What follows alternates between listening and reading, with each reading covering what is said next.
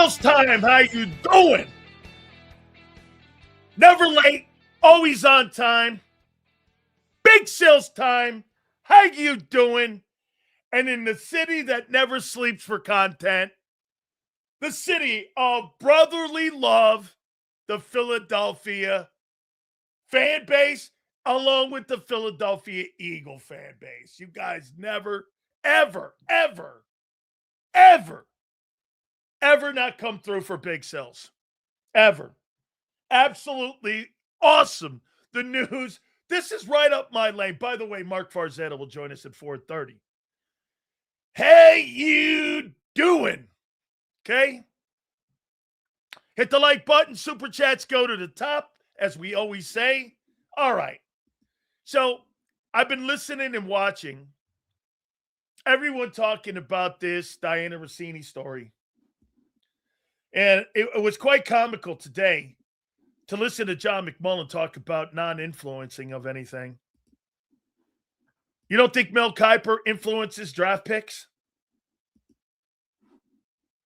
You don't think he influences draft picks? If Mel Kiper's got a draft sheet and he's got guys that he puts on a draft board, you don't think he influences draft picks? He does. Of course he influences it. He was being investigated by the federal government for doing this stuff with Gary Wickard. Before Gary Wickard died, Gary Wickard and those guys were being investigated by the Federal Bureau of Investigation, FBI, for illegally funneling funds. That just Google it. I mean, as Kurt Signetti says, Google it. Seals, what do you think about the NFL being investigated by the DOJ for prices to watch games? I think it's absolutely great. And I think that goes down federal antitrust laws. And I think they're going to get whacked for it. Absolutely. They're a monopoly. The National Football League is a monopoly. And they're going to have antitrust issues. And they're talking about their exemption that they have. And the government's talking about taking that shit away. The NFL is the biggest entertainment company in the world right now. When you have 96 of the top 100 TV shows, they are number one. By the way, like I said, network television doesn't survive without NFL football. It just doesn't survive. If your scouting department uses Mel Kiper, your team has bigger issues. So let me get this right. Hollywood, it's been proven Mel Kiper was accused of having a guy come out of North Carolina that was, say, a fifth-round pick. And he projected him as a third-round pick. Now, that signing bonus money is different than a fifth-round pick. If that guy gets a chance to go into the third round instead of the fifth round, that agent gets a bigger signing bonus, does he not? So he gets a bigger signing bonus. Do you know what Gary Wickard turns around and does? He goes to Mel Kiper's website and funnels money in when it comes to supporting the website. That's what the FBI was investigating. Okay? That's what they were investigating. There's no reason why I, as an Eagle fan, can't be able to subscribe to a full season of Eagle games. It's all 32 or nothing, and they don't waver on it. I completely agree. You should be able to tune on an NFL game and not get triple dipped. Think about what Ed Maris does. Or me too. If you're an NFL fan, you've got to pay what, $350 a year? Or $350 a month for your cable? You're telling me then I got to turn around with Prime Video and I got to spend another $100. Then I got to turn around on Amazon and spend another $100 a month. And then I got to turn around and spend another $100 a month on Paramount. So you're telling me I've got an ad and double my cable bill because the NFL is triple dipping me? Absolutely true. they're they're double dipping you. Hey, pay for your cable and then pay for these other apps. And the federal government is right to go after the NFL for this. You're manipulating TV rates without really having any guardrails on streaming. And guess who gets hosed? The American consumer, you. And guess how they take that out? Then they turn around and hike up your cable services. So then they triple dip you. Totally unbelievable in how. Then you got to watch YouTube TV if you want to get all 32. I mean, NFL's got it going on. Federal government's going to step in. They should step in. This is why the NFL is going to rip up their TV deal currently right now before the start of the 26th season, because streaming has become a viable way to make a huge killing. And the NFL knows it. I'm saying to you, in the next couple of years, I would not be shocked if you had the Super Bowl on a streaming app like Netflix or something like Amazon. Okay? It is. The NFL, remember what they did with those PSLs? Oh, by the way, Eagle fans. So here's what Jeffrey Lurie's going to do to you. So you're going to pay and double dip with you and your TV. Then he's going to turn around and ask you for a new building or renovations to Lincoln Financial, which are going to be about $1.5 billion if you renovate. If you build, it's going to be about $3 billion in Philly. So this guy's going to take you by the shorts. And he's basically taking you because of your civic pride and your loyalty to the Eagles and your love for the Eagles. These NFL owners run you over the coals because they know you're so loyal to the team. They take advantage of your passion. Since it's apparent, first two rounds are more likely O-line receiver. What's the pre-draft visits have mostly been?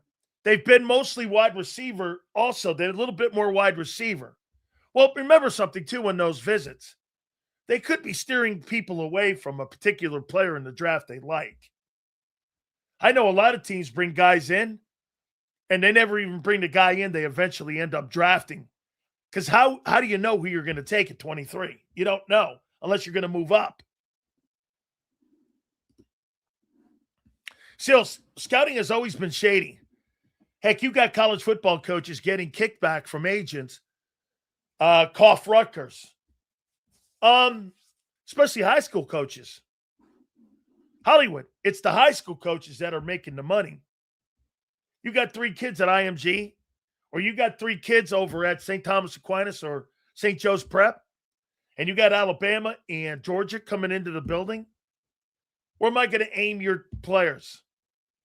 Well, I got a football camp. Say I'm the head football coach at St. Joe's Prep, and I got a football camp in the area. Most high school coaches do. What does the Georgia coach do? Georgia coach sends up a bunch of assistant coaches to the St. Joe's Prep football camp. Zander, does St. Joe's have a football camp? I bet you that head football coach has a camp. And what he'll do is those guys will go into that school and start recruiting the players in that school. Head coach will see who comes up and is more, around those camps. I'll bet you anything St. Joe's has a prep camp for guys to go to, and the head football coach. I know this. My high school had one. I know St. Joe's up in Connecticut has one. I know New Canaan has one. I know Greenwich High School has one. And what they do is they send these kids from Georgia, Alabama, all these scouts to bring them up, part of the camp. Kid walks in and sees a coach from Georgia. Wow, I'm going to the Greenwich camp. That's exactly how it works. All right.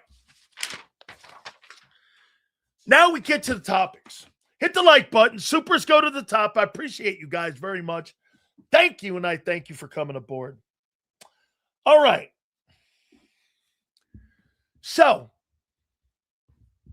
let's see here. Let's go down here. I like this DFW guy.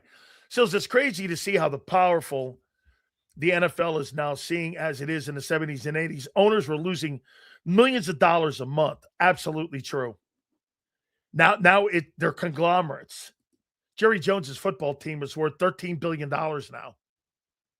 Big Sil Schefter reported Brown for Adams was close to getting done. It should be packaged. AJ and pick for Adams. Is that right? Adam Schefter said that? Woo! Baby, I still think it's Patriots. I'm not deviating off that. Let's see here. I'm not deviating off it. Yeah, Francis Magala is going to be a huge pick. Absolutely. Adam Schefter, let me take a look at this. By the way, I do agree that I thought I thought the Rams were pretty close to having a deal done. John doesn't believe it was going to get done. I don't know. Because they want to get out from under Devontae Adams' contract. Okay? They want to get out from it. Sorry, Sales, not sending a super chat for this, but I love you. Mel Kiper gets away with this bullshit, but Diana R. and Joy Reid are part of the Salem witch hunt. Sad that women in sports are getting kicked down. I don't think those.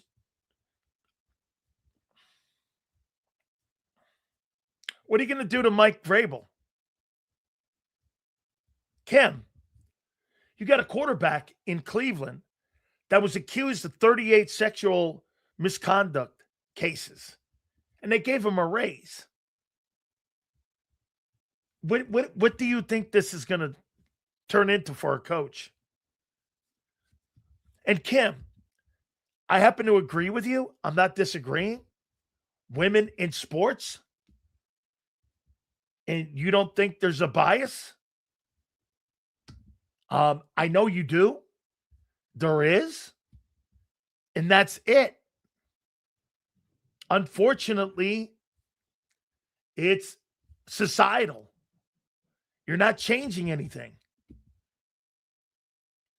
That is really a man's world. I'm not telling you it's right. Right, Sue? It's how it is. Diana Russini's going to take it, and she's going to get killed for it? Of course. Mike Vrabel's not. What world do you live in? We talk reality here. It's how it is, right? You know what? And that is an absolutely horrible. Get this. Get this. This is where he's wrong. It's not a narrative. Diane shouldn't have pushed all the BS articles about Hurts and the birds. I don't ever remember Diana Russini going all in on Jalen Hurts. And for the record, her reporting is not wrong. Get this. This guy thinks because she's sleeping with someone, her reporting's wrong. Zander said that I took it easy on Diana Russini yesterday. Hold on for a second. You're the ones that are surprised. I'm not. You're the ones that are surprised. You're the ones that take these people like M. Reyes does with some of these reporters and holds them in high regard. I don't. You think I hold these guys in high regard? I don't. You think I believe everything they say? Get this. So M. Reyes believes everything the Eagles say, but now he doesn't believe everything that Diana Russini says. What a fucking, that's so ass backwards. She never went after Hurts. I'd never seen any scathing articles. Listen, look, I want to show you this because he's a prime example of what and how this story is. He's trying to make the A.J. Brown story not true because she's sleeping with a guy who's separated from his wife now, Mike Vrabel. She was peddling more A.J. to the Pats rumors. But, dude, they're not rumors. They're facts. They have inquired about him. I got a text message from the assistant vice president of operations of the Patriots. I've shown everybody that I care to. Zander, Angelo, Howard. I've shown everyone that text from the senior executive of the Patriots. They offered a 2 and a 3. I don't know why you don't get that. And how he wants a 1 and a 2 for AJ. It's not peddling. It's facts. And when the Rams already tell you that we were working on a deal for AJ, that's not a lie either. Or when Adam Schefter says post June 1, look for the trade. Ian Rappaport, Daniel Jeremiah have all collaborated that he's being dealt June 1. That's not a narrative. That's not fake news. The Patriots offered a 2 and a 3. And their comments were, I'm not giving a 1 for a disgruntled player. Okay? Hey, like I said, we've got so many folks in that Patriot organization that are dear friends of ours. Some of them have been friends of mine for 45 years. 45 years. There is no perceived interest. It's a fact. Wow. Guys, I'm not going to debate people who don't want to hear the truth. And because they think Diana Russini is having some relationship with the guy, has no bearing on what happened. Nothing. The New England Patriots. Let me see if I still have the text message from Highsmith. Let's see.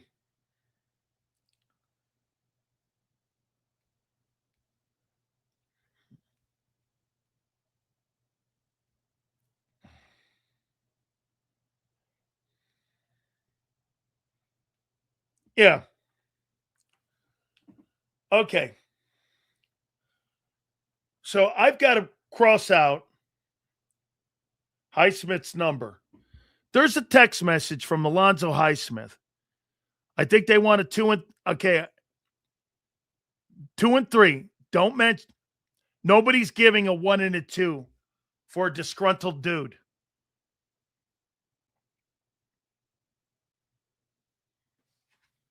The reason I could say that now is because it's now getting out in New England through Dan Shaughnessy that's also out. The Patriots have offered. No. I just said that it's out now. That was sent 4 weeks ago. 4 weeks ago, and now Dan Shaughnessy is reporting the same thing. Okay? That's not how that worked. He knows it already. So don't tell me it's fake news. It's not. Okay. So let's go to this topic here.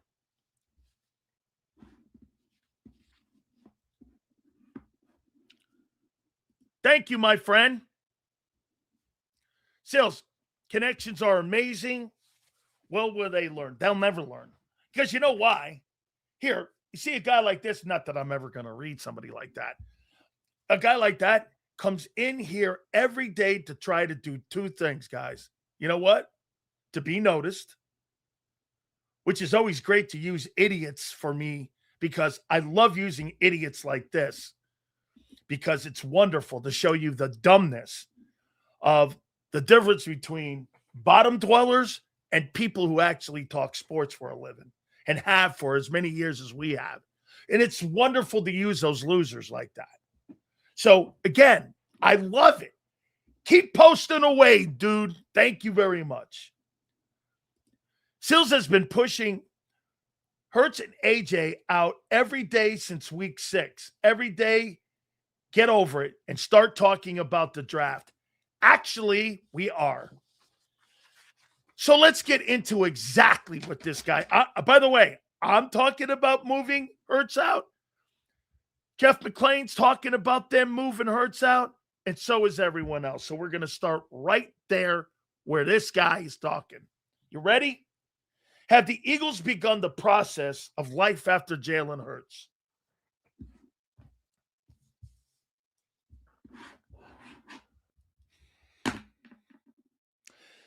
Have the Philadelphia Eagles began the process of life after Hurts this offseason?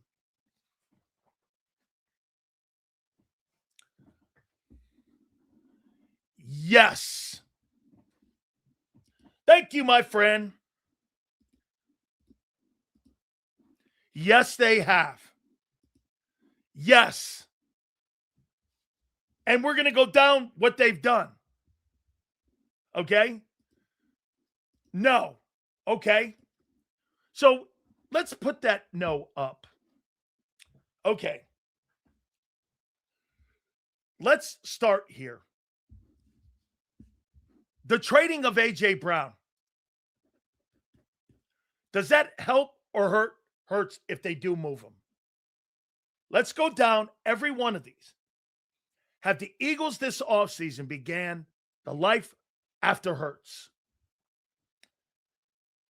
A.J. Brown, if he's moved, does that help or hurt Jalen Hurts' future if you move that player in this offseason? Depends on what you get. How could a draft pick help you June 1st in 27? How can that help you in 27?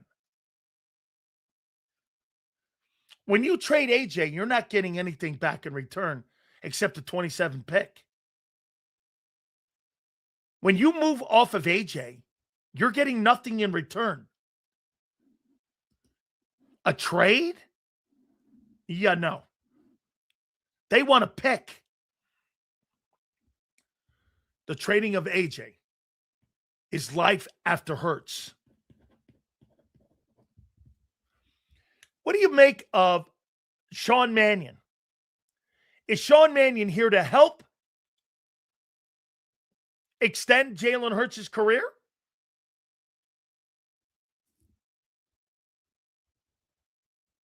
Sean Mannion, was he hired for Jalen Hurts now or for the future of what the new football team is going to look like?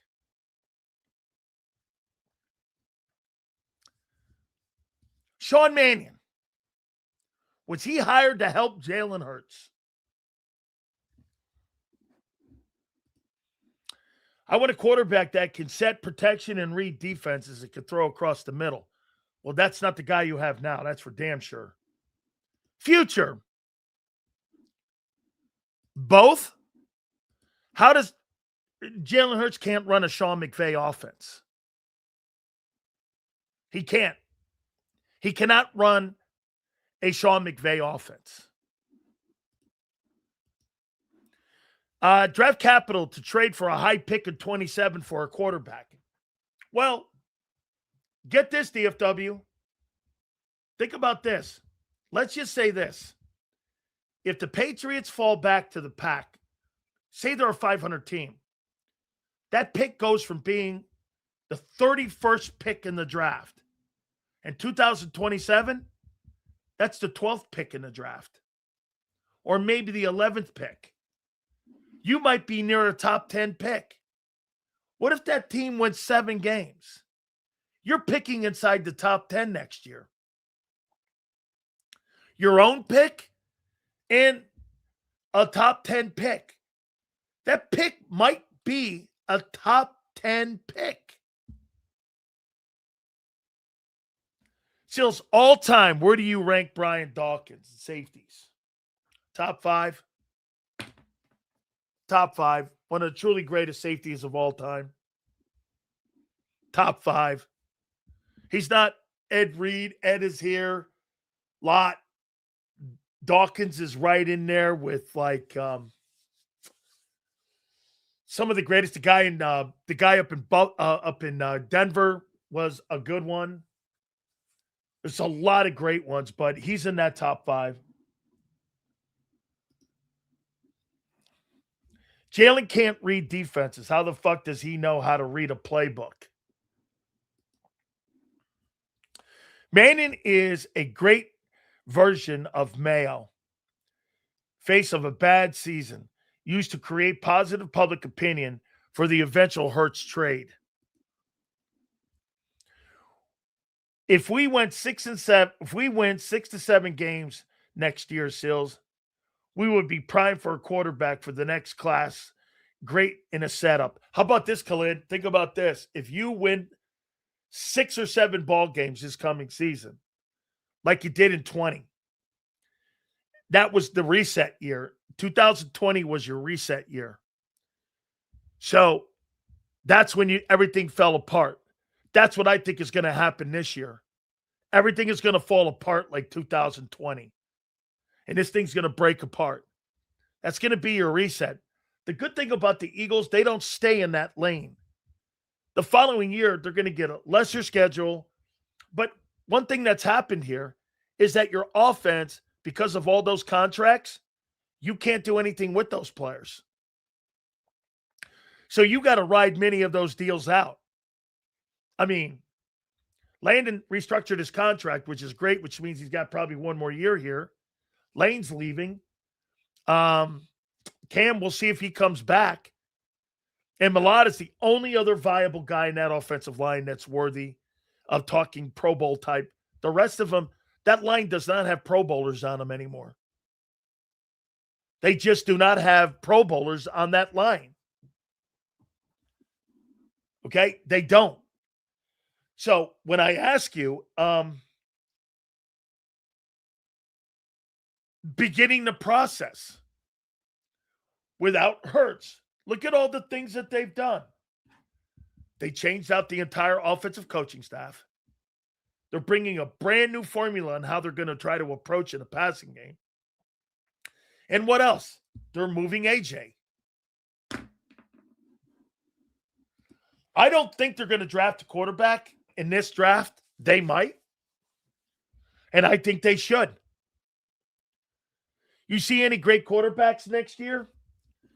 Again, listen, I'll say it again. I think that the quarterbacks in the 2027 draft, I'm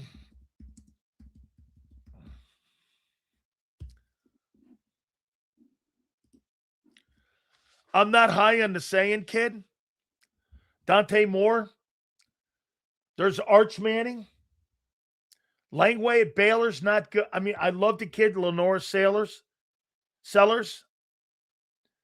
But really, the names you're going to hear are Lenore Sellers, Dante Moore, Julian Sayin, and Arch Manning.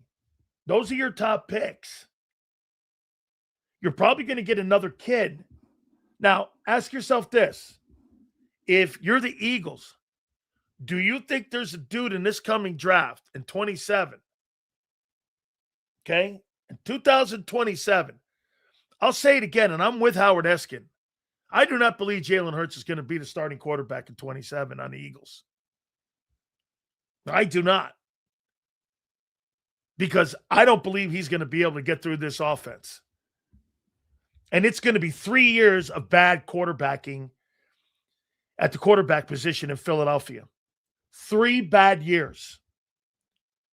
If he doesn't turn this season around, we're over 30 games now of bad football from the pocket.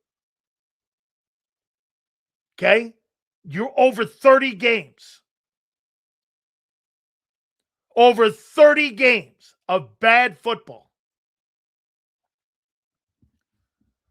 You're going to add another, it'll be 47 games by the end of the 2026 season. 47 ball games of bad football from the quarterback position. You're talking 50 ball games.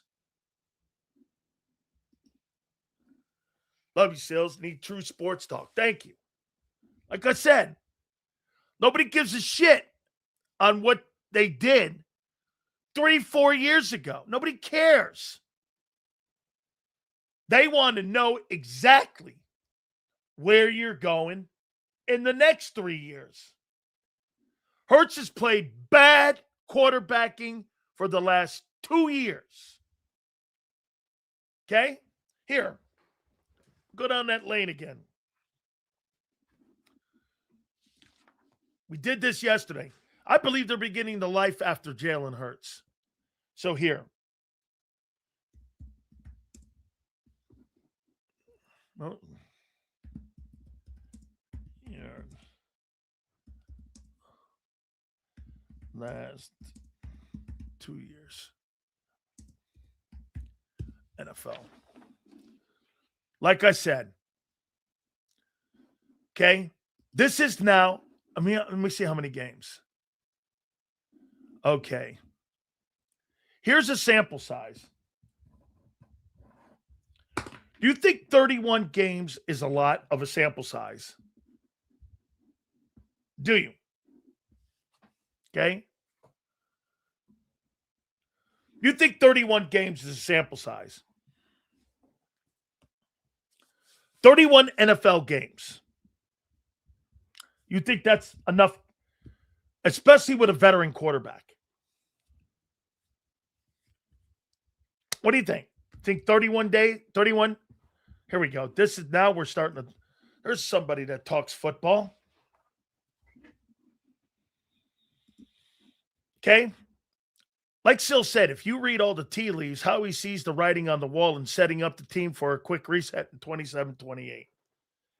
Brilliant take, DFW. Hey, know this, folks.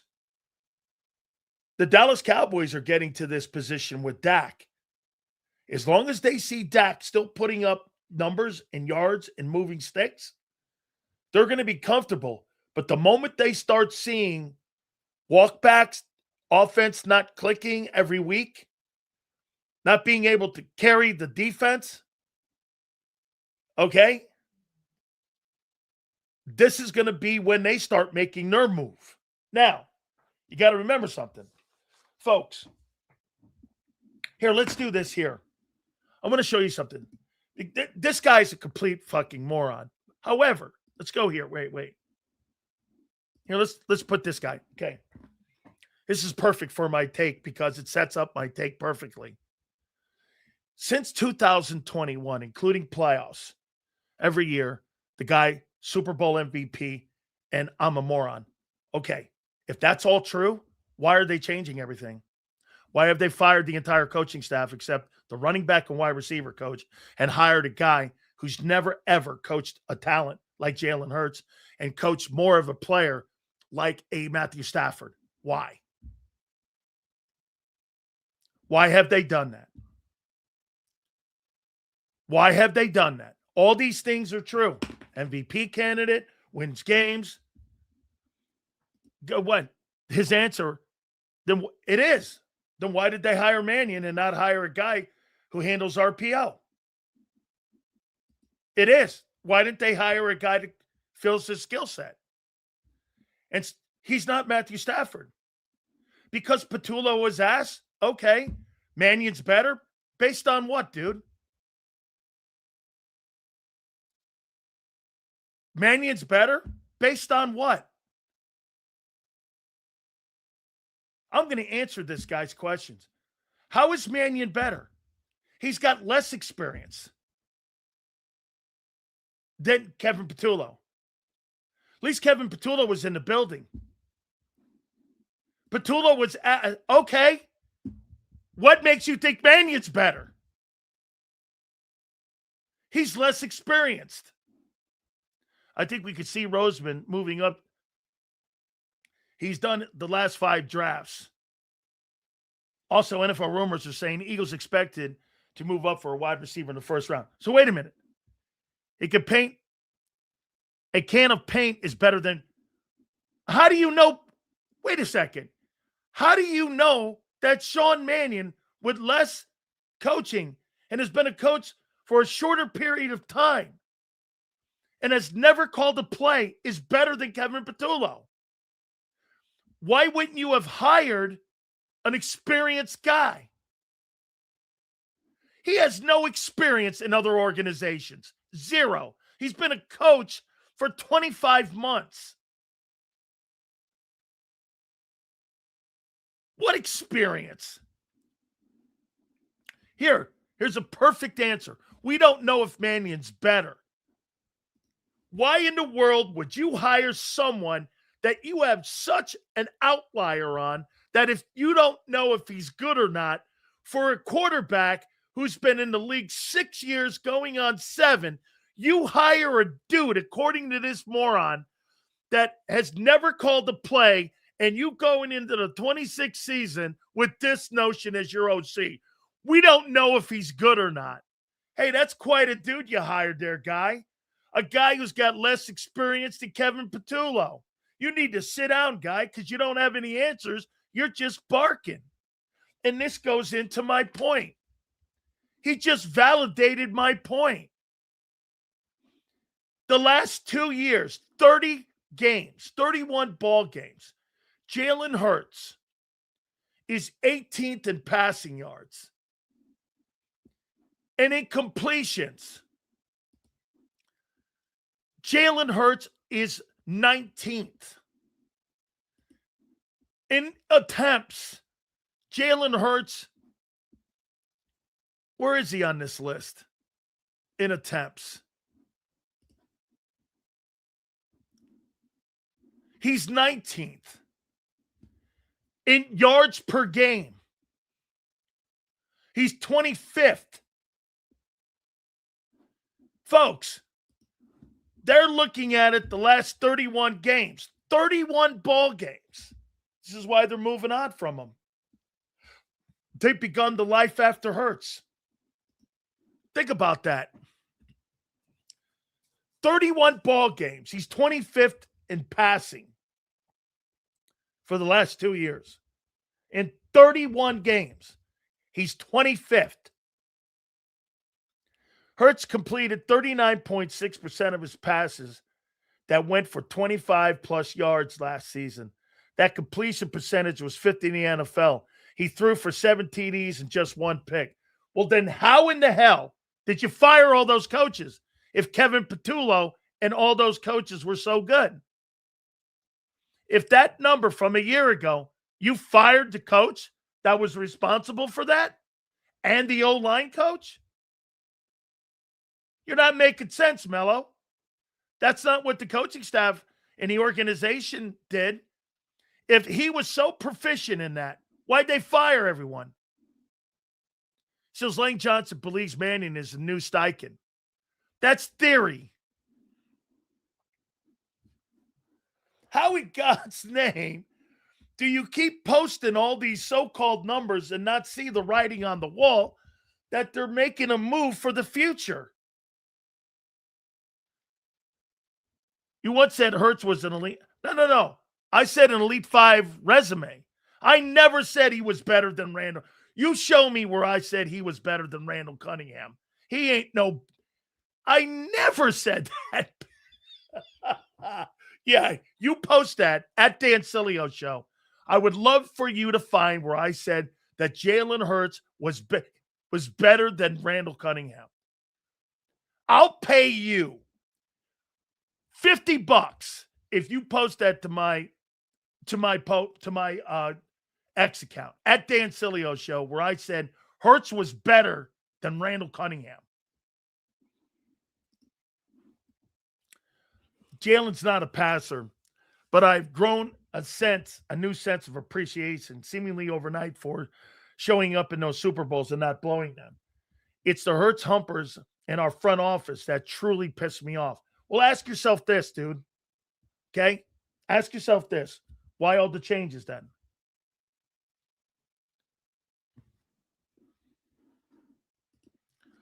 The other day, Big Sills and you said Eagles drafted and signed the right players, but still not getting done. That sounds like it's a coaching problem, right? It sounds like more of an organizational issue. You don't hire great coaches on offense because of Nick. Nick does not want experienced coaches. Shane Steichen wasn't experienced. Brian Johnson wasn't experienced. Kevin Petullo wasn't experienced. And Sean Mannion's not experienced. That's all Nick Sirianni.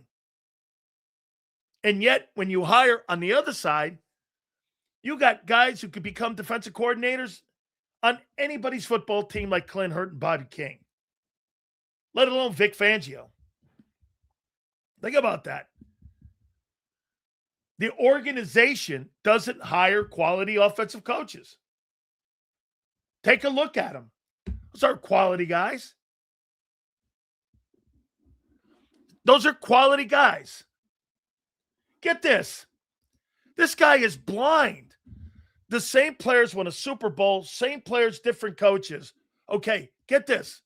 Then why are they changing? Then why are they hiring all these new people? Hey, get this. If they had a problem with the football team, how come there were no hires on defense? They didn't have a problem with the defense a year ago, did they? They had a problem with the offense. Get this. Hey, Hollywood. Look at how some of these people are blind. The football team a year ago, many people thought underachieved with 11 wins, right? How come they didn't make any massive changes on defense? Why did they make all the massive changes on offense? Anybody? I'll wait. How come they made all the changes on offense coaching-wise? Firing Jeff Stoutland is like firing Vic Fangio. How come?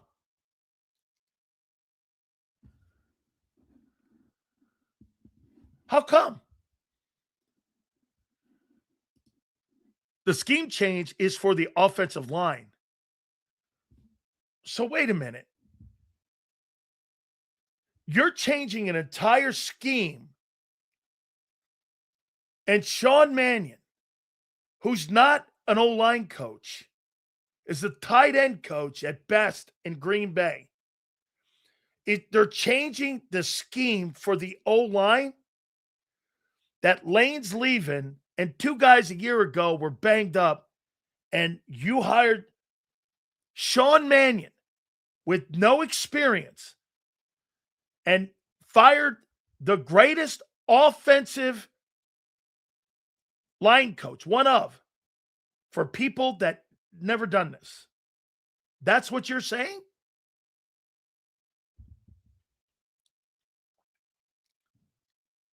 Is that what you're saying? So now, Jeff Stoutland is an old man after having the most iconic running attack 13 months ago. He's an old man now. AJ's out of gas. Jeff Stoutland. It's this common bullshit. That's exactly why we're changing it up. 4 to 5 linemen were hurt. But those guys didn't miss time. The only guy that missed significant time was Lane. Nobody missed more than 3 games. I'm not sure what you're talking about. Well, they were hurt. They didn't really finish games, and they were banged. Oh, so you magically think they're going to get healthier as they're getting older, all of them. My God almighty. Some of you are just imbeciles. Seals earlier was saying Vrabel was, no. I didn't say he's divorced. I said they're having marital issues. Now he's not both Russiini and Vrabel. I never said that. I said he was having marital issues. He said it last year. Mike Vrabel said his marriage is falling apart. So what? I don't care about their sex life. And that has no bearing on AJ being traded.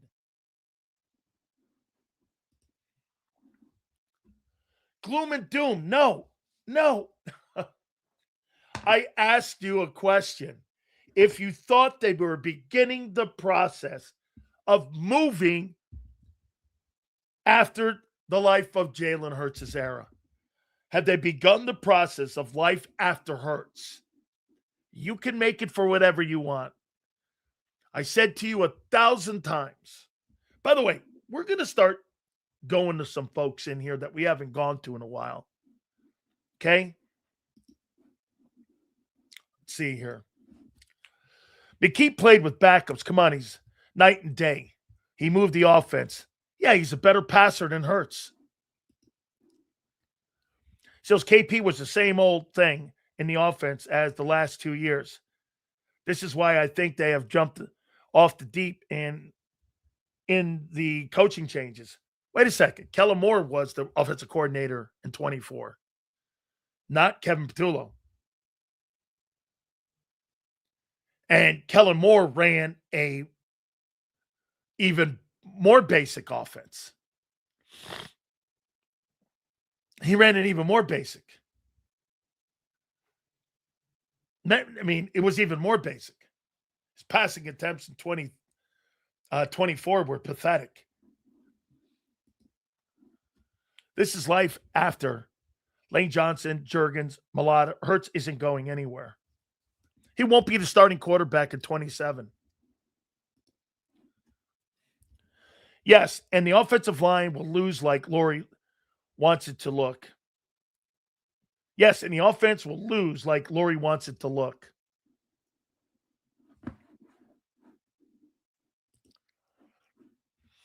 Sills, correct me. I thought Steichen was an OC with the Chargers before coming to Philly. He may have been. I thought he was in Indy. I thought when he came over, I thought he was on the Frank Reich staff. He may have been an OC with the Chargers in L.A. He could have been.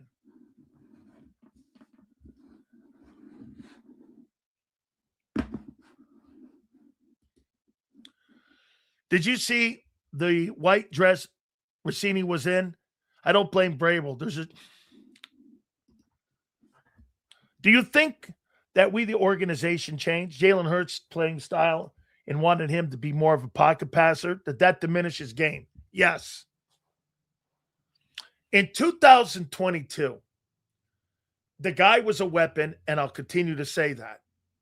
This was never going to be a long career in Philly. I said that from day one. And the process has begun to have life without Hurts. They've begun the process. They're beginning the process. Just like they did with Carson Wentz. They're beginning the process.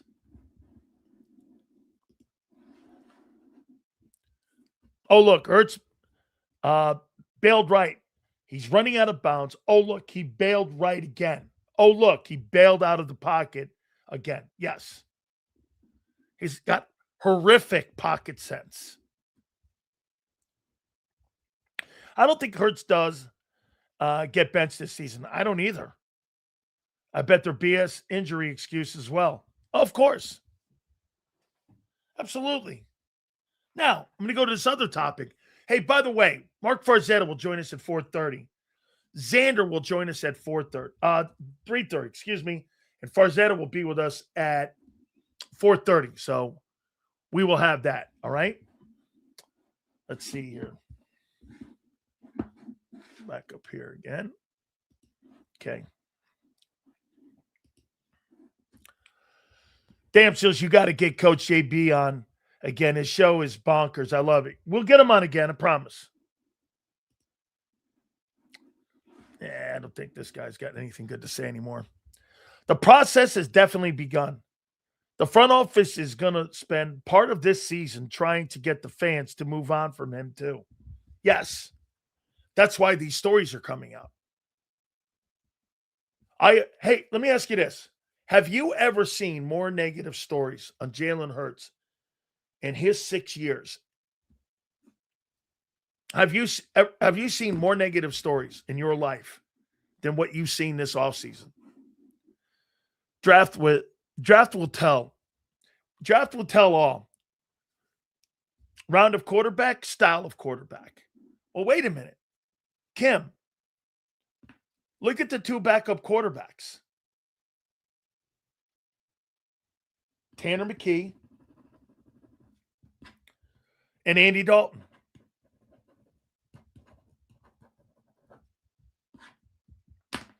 You know, think about, and let's see this. Let's go to Baltimore for a minute.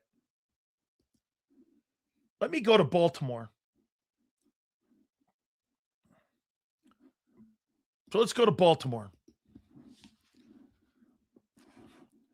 Oh, I see. That's great. Anthony Gargano putting a show on right when I kick off my show. I like it. Thank you, Anthony. Makes me know we're doing even better. Thank you. Somebody just told me that. DAE down to Tampa put a show on, and now they're doing it there too. I like it. Won't matter. Listen to that thing and then listen to me. It won't matter. So here, let's go to teams. Depth chart. Okay. So let me ask you guys this.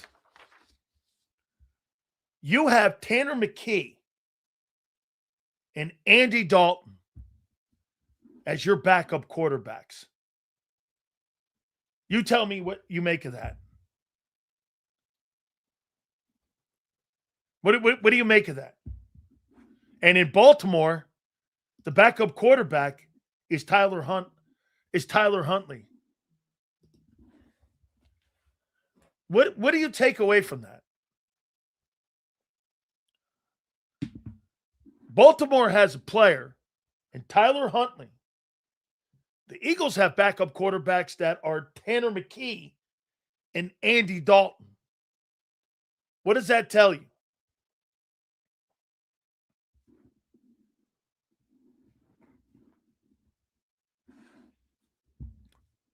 What does that tell you? Anything.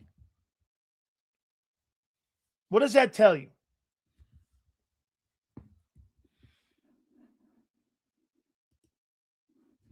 Those quarterbacks are a different style than Hurts. Not in Baltimore. In Baltimore, if a guy gets hurt, he kind of has a similarity to Lamar Jackson. Is that right? Okay. Okay, so let's go to another team. Let's go to Buffalo. I'm trying to figure the running quarterbacks. So let's go to Buffalo. See what Buffalo has.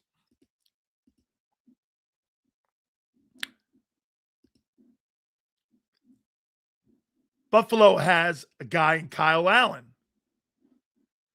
This guy is a running type quarterback who throws on the run. This kid came out of the University of Houston. He plays the same style of play as Josh Allen. Now let's go somewhere else here. Let's go to Cincinnati and see who the backup quarterback is and if he's anything different. So let me get this right. Let's go to the extreme and go to Joe Burrow. If Joe Burrow has a Tyler Huntley behind him, this is a non-conversation. So let's see who Cincinnati has behind Joe Burrow. Oh, wait. They got Joe Flacco. A guy who doesn't run, and a guy who doesn't move, and a guy who plays the same similar style. Okay. Let's go to Dak. Here, wait. Let's go to Brock Purdy. Jake Browning is a backup quarterback to Baker Mayfield in Tampa. Same style of play. Let's go to the 49ers. Here's the 49ers. Mac Jones and Brock Purdy. Same style of play. How come in Philly, you got two quarterbacks that have nothing to do in common at all in any way with the style of play of Jalen Hurts? Nothing in common. Nothing. Nothing. What's that tell you? They're building the offense for a passing quarterback. Whether it's him or not, they don't care. They're going to plug a dude in like Sam Darnold. Or go make a trade for Mac Jones. I think you can win a Super Bowl with Mac Jones. If you can win a Super Bowl with Sam Darnold, you can win a Super Bowl with Mac Jones. Does it tell you much? So get this. This is what this guy just said. If Jalen Hurts gets hurt, you put Andy Dalton in, you're changing your entire fucking offense. He doesn't see that. Because Andy Dalton is going to throw from the pocket. There's no running plays for Andy Dalton. I don't take nothing out of it. I bet you don't. So, if we are changing to a quarterback pocket style, why are we getting rid of AJ? Because AJ is not versatile in your offensive passing attack. He has zero ability to play in the slot, or it's either this, Mike. Either AJ can't play in the slot, which is his pre-draft outline.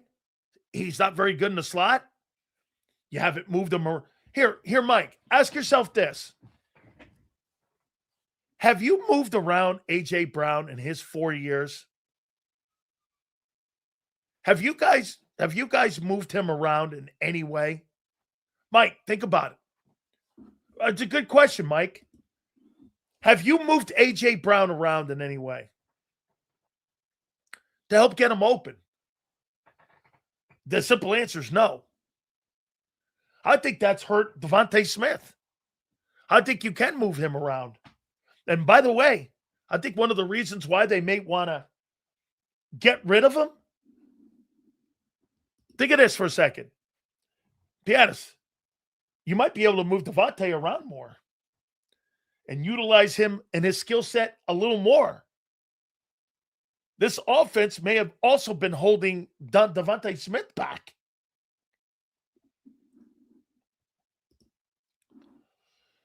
Every now and then, it's rare, but we have.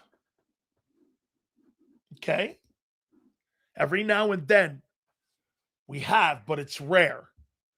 Well, that's not a number one receiver like JSN or Justin Jefferson or any of them other guys that you move around. Jamar Chase. Those guys are moved around the entire offense. CeeDee Lamb doesn't just play. Hey, DFW. CeeDee Lamb just doesn't play in a slot, right? I see him out wide. I see him at the Y and Z. I see him back inside on the slot. CeeDee Lamb is more versatile than AJ. He can play in multiple positions. AJ can't. Or the coaches don't want him to because the quarterback can't. You know what? I'm starting to really, really get why wide receiver number 3 has never been utilized in your offense. The number 3 player in your offense gets no footballs thrown to him. CeeDee Lamb moves all over the flies. It's rare that he isn't in motion. Okay? That's more versatile. Your number 3 wide receiver in your offense the last 5 years, your quarterback doesn't utilize them. So it's like you're playing 10 on 11. You don't move them around. Nobody moves into the slot. Both your receivers are basically road cones. YZ, YZ, YZ. It's so predictable and it's so basic. It's a high school offense. You don't move your guys around because the quarterback can't read an offense, let alone a defense. They come to the line of scrimmage. Devontae's right, AJ's left. That's it. And you count on those guys being better athletes than the other athletes you're playing against. And that's why the offense is simplistic.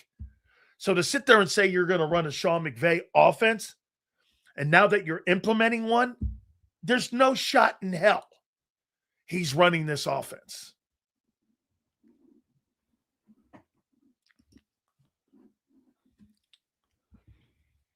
My quarterback has problems getting to his third read. If he has a problem getting to the third read, how in God's name can he get to the third quarterback or the third wide receiver? Let me make this even more evident for you, okay? So let me go down here. I'm going to show you something. We've done this little exercise before again, but I want to reemphasize it to you guys here. So let's go here. Okay.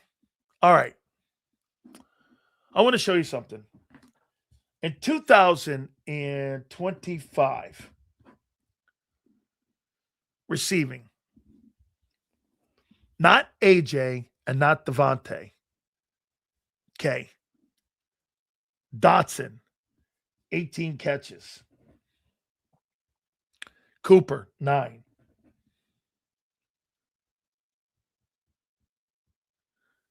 Covey, 2.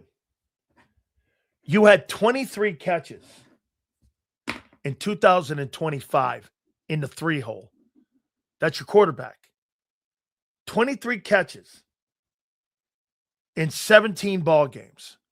Let's see if that number in 2024, what that number was the last 2 years. So your number 3 was, there's AJ and there's Devontae. There's 19. 7. You had 26 catches in 2024. In the last 2 years, in 34 ball games, you've had 49 catches in the 3-hole at the wide receiver spot. Your quarterback can't spread the football around. Am I wrong? In 31 games, Jalen Hurts has 49 catches to the third wide receiver on your team. Don't spread the football around. You don't throw to the slot. You throw the Y and Z. Y and Z. It's so basic. No wonder the head coach and the coaching staff wanted to change. There's nothing that, and if you don't have a spectacular run game, there's nothing special about your approach.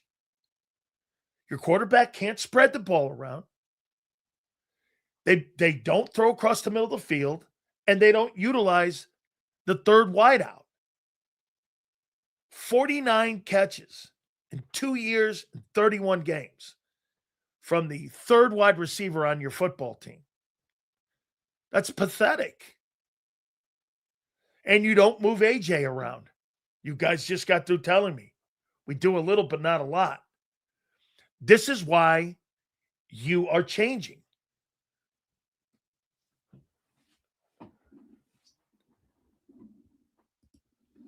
Dotson had 18 catches in 25. 4 of them were when AJ was out.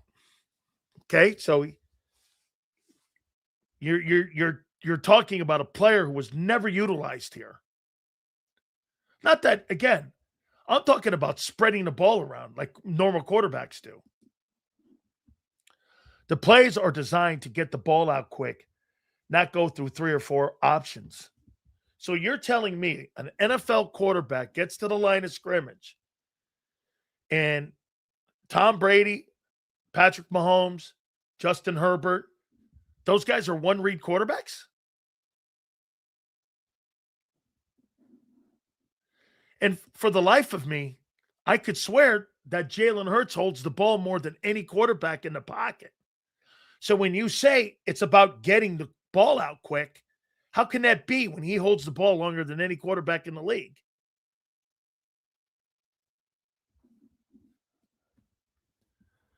Simplistic. A player said they knew what the play the Eagles were running by the second half because they saw them all. They saw all them. That's right. You can't spread the ball around effectively until your quarterback can read a defense. So wait a minute.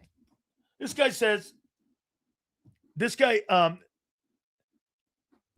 original Philly 4-4 says that the offense is about getting the ball out on time. He holds the ball longer than any quarterback in the league. Jalen can't get the ball out quick. He showed that under Kellen Moore in a minicamp in 24 when Moore got frustrated. So I want to go back to the topic, though. Do you believe they're now beginning the life after Hurts? Is this offseason, okay, the beginning?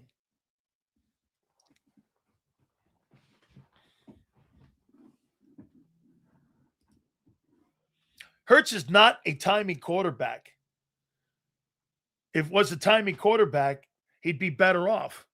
He can't throw on time. Remember, he throws behind.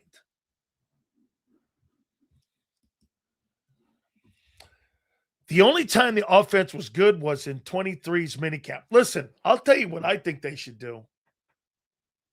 I would run up tempo with him.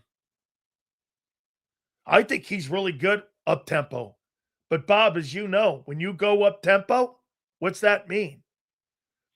It's quick pitch, quick pitch, quick pitch.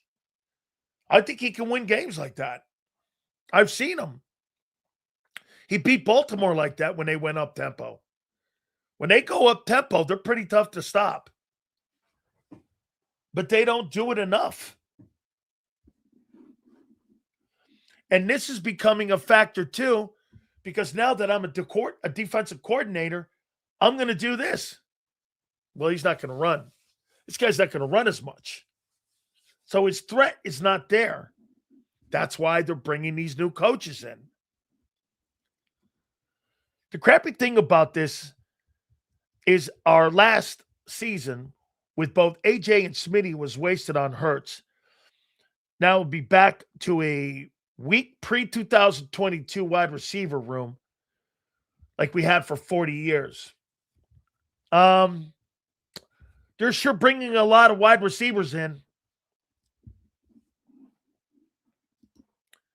You sure are bringing a ton of wideouts in. So I'm surprised cornerbacks didn't shade coverage more to outside to numbers, seeing as Jalen doesn't like throwing across the middle. They're afraid that the open in the middle of the field gets open and he will run. There's still an element, and I understand what you're saying. If you're guarding the numbers too much and you're going that way, and the middle of that field is open, I do think he's still going to take off. And you still have to defend that. Like, again, if you're playing in the front seven against Jalen Hurts right now, Jalen Hurts in 2022, you've got to keep your water. What do I mean? If you're a defensive end, you have to get as deep as the ball, get the depth, and you've got to trail. You can't get into pursuit. Hurts will come backdoor on you. Back in 22, he'd come backdoor and he'd run off that counter tray and he would take it up the sidelines. They don't run that play anymore, if you notice, because the ends stay home. And now that the ends stay home, Hurts' running ability on that counter tray, it's not there like it was in 22 and 23. 21 too, a little bit. They've taken that play out. You guys, okay? So wait, again, because a guy like M. Reyes, I'll explain it. Guys, when you're running one way and you're running to your right, because a guy like this would never understand anything I'm fucking talking about. So I'll do it for like a child like him. When you run this way, what was the one play that Hurts did in 21, 22, and 23? You know what that was? He'd run that counter back. He would hand the ball, keep it, run backside. Why? Because that end would get into pursuit and he would not trail. And that backside play was there. Well, in 23 and 24, like Wink Martindale said to people, they stopped that play. Ends are getting deep as the ball now, and they're not giving you that cutback. So that play has been taken out of the offense. That was a big home run play they had in that run game. Hurts would hand it. He'd go one way. And if he saw that that defensive end was getting up into pursuit, he'd keep it, go backside, and get up the field. That play's not there anymore because ends are slow playing him. The read option, correct.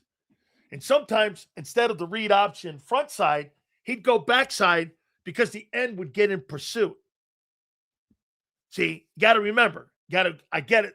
Sometimes I've got to explain it for idiots like M. Reyes because that play's been taken out of the offense for a reason. Because defenses are now slow playing that.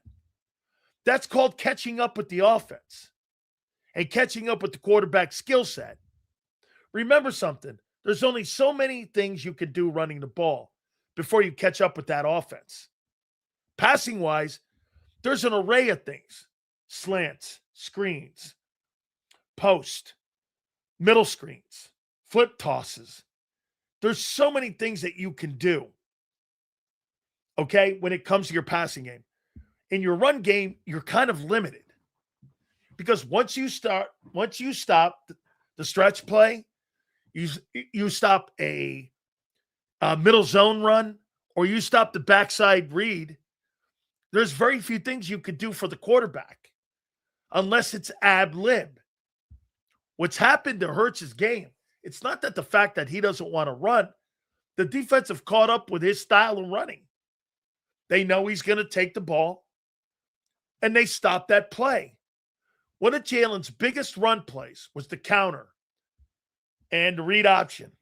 Once that read option was taken away, he stopped running because defenses are on to him.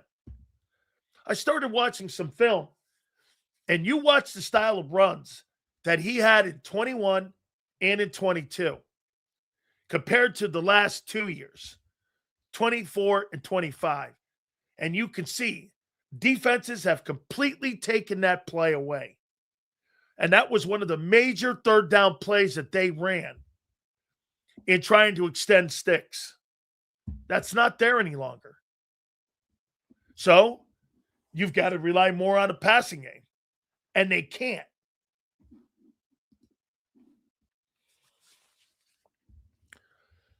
He was open enough to go over 1K. He was open all of those big drips. He wasn't used properly. Partly Jalen Hurts' limitations and partly AJ not working out of the slot. Yes. Yes. Stats back up the fact that Jalen does not benefit from yards after the catch. AJ and Smitty are constantly bottom of the 5 in separation. That's because Jalen Hurts throws behind the pass. He throws behind the players. Jalen Hurts never throws on time. He never throws on time. He's the most difficult quarterback to catch footballs for because he never throws on time, and he's always throwing back shoulder. He doesn't throw anybody with anticipation. He doesn't throw any anticipation throws. There's no anticipation throws in his game. Where? You think he just turns and throws?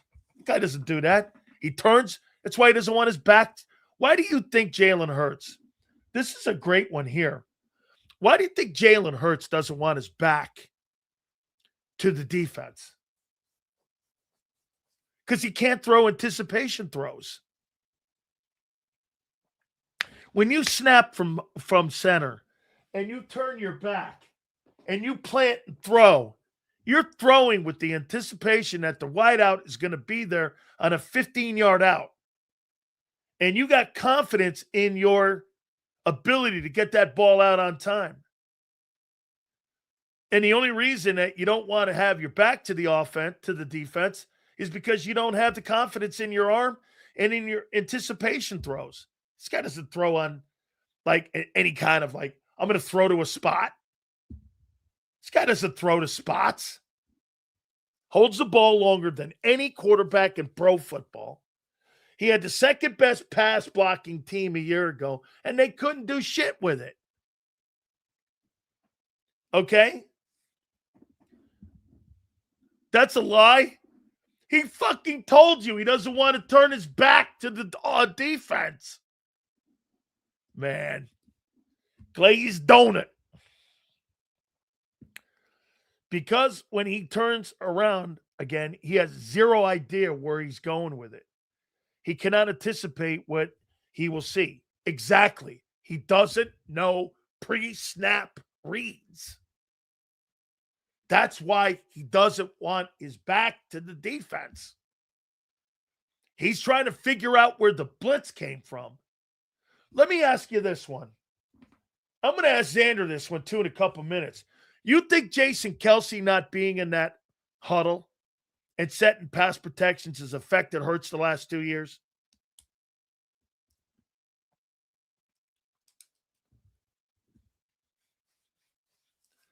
Because Jalen's first 2 years, he wasn't bad.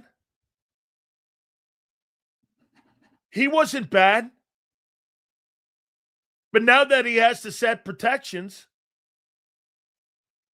I mean, how many people believe that him not having a guy who set the protections for him, all of a sudden, because the last 2 years, the offensive passing game has been a train wreck.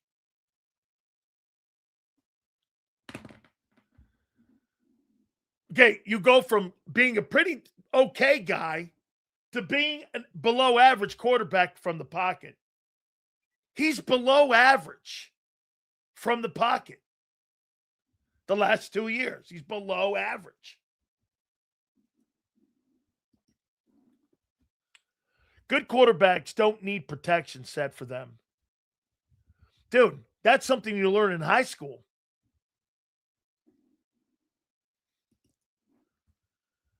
Kelce called all protections. That's major. Maybe the offense coordinator should have been an OC.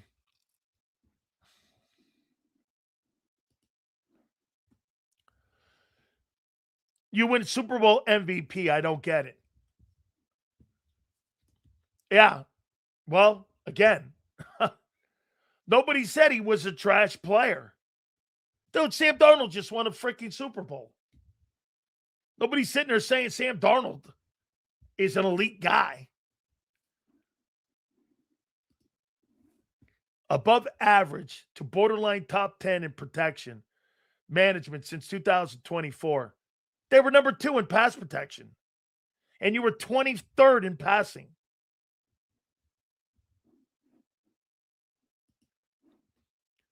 It's literally after the ball is snapped, all you do is read the edge. Okay? They don't run those plays that much, though. And the Seattle running back, the second string, won the Super Bowl MVP. Correct. And they told him, see you later. Shows you what that MVP meant. Meant nothing to Seattle. The stats say you don't know what you're saying. Okay, once again, last 2 years, Jalen Hurts in passing yards is 18th. In attempts throwing the ball, Jalen Hurts is 19th. In completions, Jalen Hurts is 19th. In yards per game, Hurts is 25th. I don't know what you're talking about. I have no idea what you're talking about.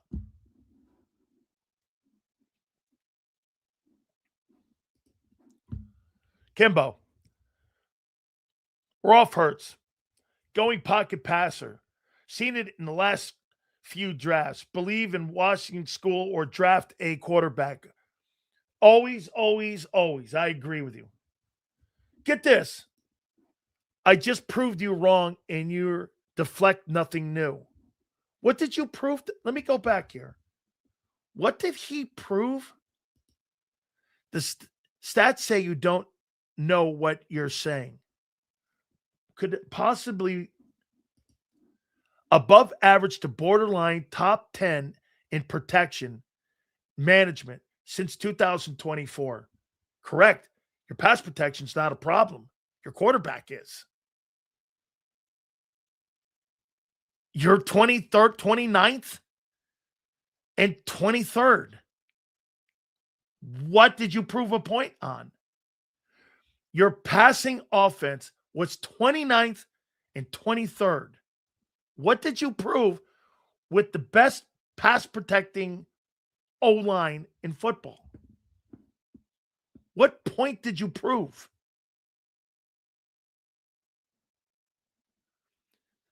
When you were asked to throw the ball, you couldn't. And pass protection wasn't an issue. And the quarterback held the football longer than any quarterback in the league. And get this, and the OC in 24 didn't need the quarterback to win a Super Bowl. You were 29th.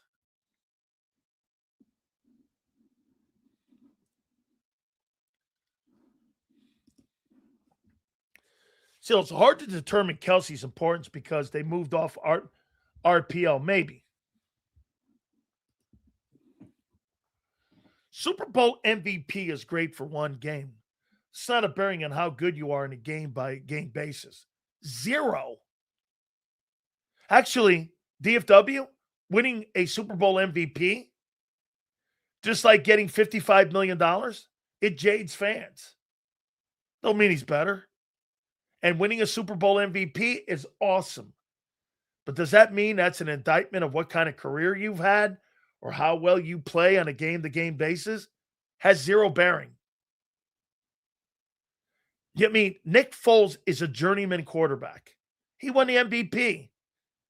And this guy completely had a better game than Jalen Hurts ever had.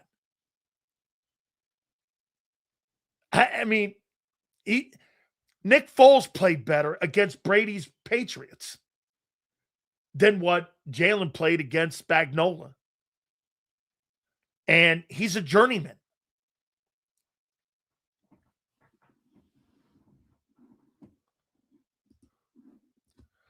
Just like Dak in the playoffs, but Hall of Fame worthy in the regular season.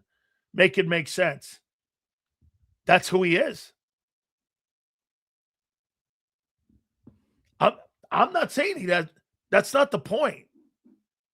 The point is that Dak's a good player. Dan Marino's 7-9 in postseasons. Dan Marino's underwater. He's got a losing record in the postseason. Okay? So does Nick Foles. So does Jim Plunkett. So does Jeff Hostetler. So does Brad Johnson. Name them. So does Mark Rippon. So does Joe Theismann. All of them.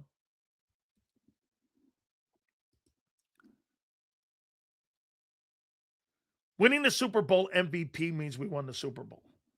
Look, I'm not telling you that game doesn't matter like on a kid's resume or a guy's resume. That's not what I'm saying here. Hurts is playing good enough to win. Yeah. Above it. The A.J. Brown let him down in the playoffs. Here, you know what? Again, you guys talk about A.J. Brown the same way you talk about Diana Russini. You're shocked when A.J. Brown doesn't have football. Why do you fucking think I called him A.J. Owens 2 years ago? And you guys killed me for calling him A.J. Owens. I know who the player is. You don't. You're just finding out now. You get shocked when you hear that a writer like Diana Russini, like is having an extramarital affair. Like, you're shocked, and you let the moral compass part of it affect the way you talk about her reporting. Is ridiculous. Sills, I let her off the hook. I didn't let anybody off the hook. I don't give a shit who she is, who she bangs, what she does. No bearing. I don't care about that. That's not my concern. My character is different than her character.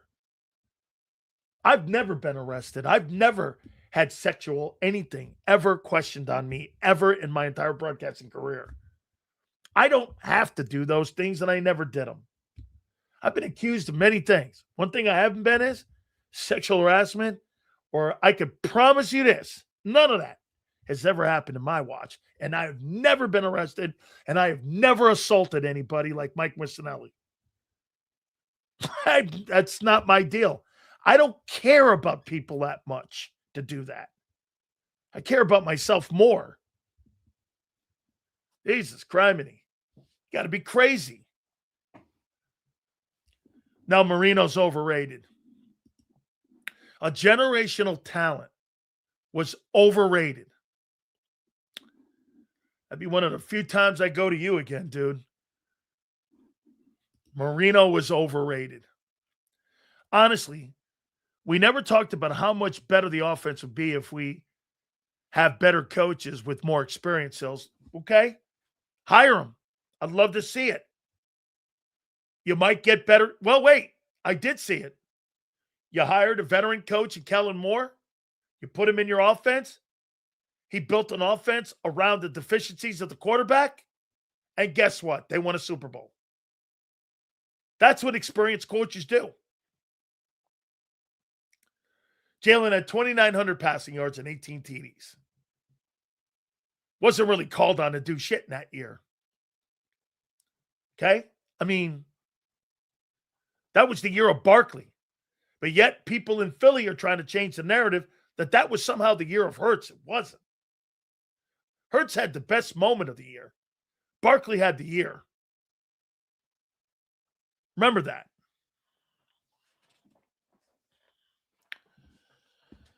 Woo, dog. Damn. I got to tell you, I have not had this. By the way, hold on. I got to tell you something here. Zander's going to hate this. Hold on for a second, Big Z. I got to go over here. So let me get this right. Let me get this here. Oh. Yep. Okay. So let me hook you up on something. Zander's going to hate this. I implore you to listen to Anthony Gargano at 11, and then you tell me when you come back here. You'll be back. You'll be back. Now they're starting a show right at the same time of Big Cells. Hey, you go. See, you got to be kidding me. Holy cow. Look at that, what you got to try to do. Out of nowhere, now you're starting something up the same time Big Cells. You know what? That's a feather in my cap, and that's a feather in Big Z's cap. Right there. You can't stop a train. Not the Big Sills locomotive. Let me roll. Look at this. Big Z, hang on here. Look at this. I'm going to do it here. Watch this here. Folks, this is what you call right here. This is Big Sills here in his finest here. Without further ado, we bring in my friend, Big Z. Zander Krause. How you doing, bro? What's up, Big Sills? How you doing, brother? How come everybody in your market tries to fuck with Big Sills? I mean, you know. Keep the main thing, Sills. Oh, the main thing. Main thing, baby. That leads me right to your boy. Do you believe the Eagles have begun the process of life after Hurts? No, not yet. No, yeah, I think they're right. I think they're more. I think they're more open to that possibility now than they were. And look, I feel like this shouldn't. Again, every time we talk about this, it feels like people take it as an attack on Hurts.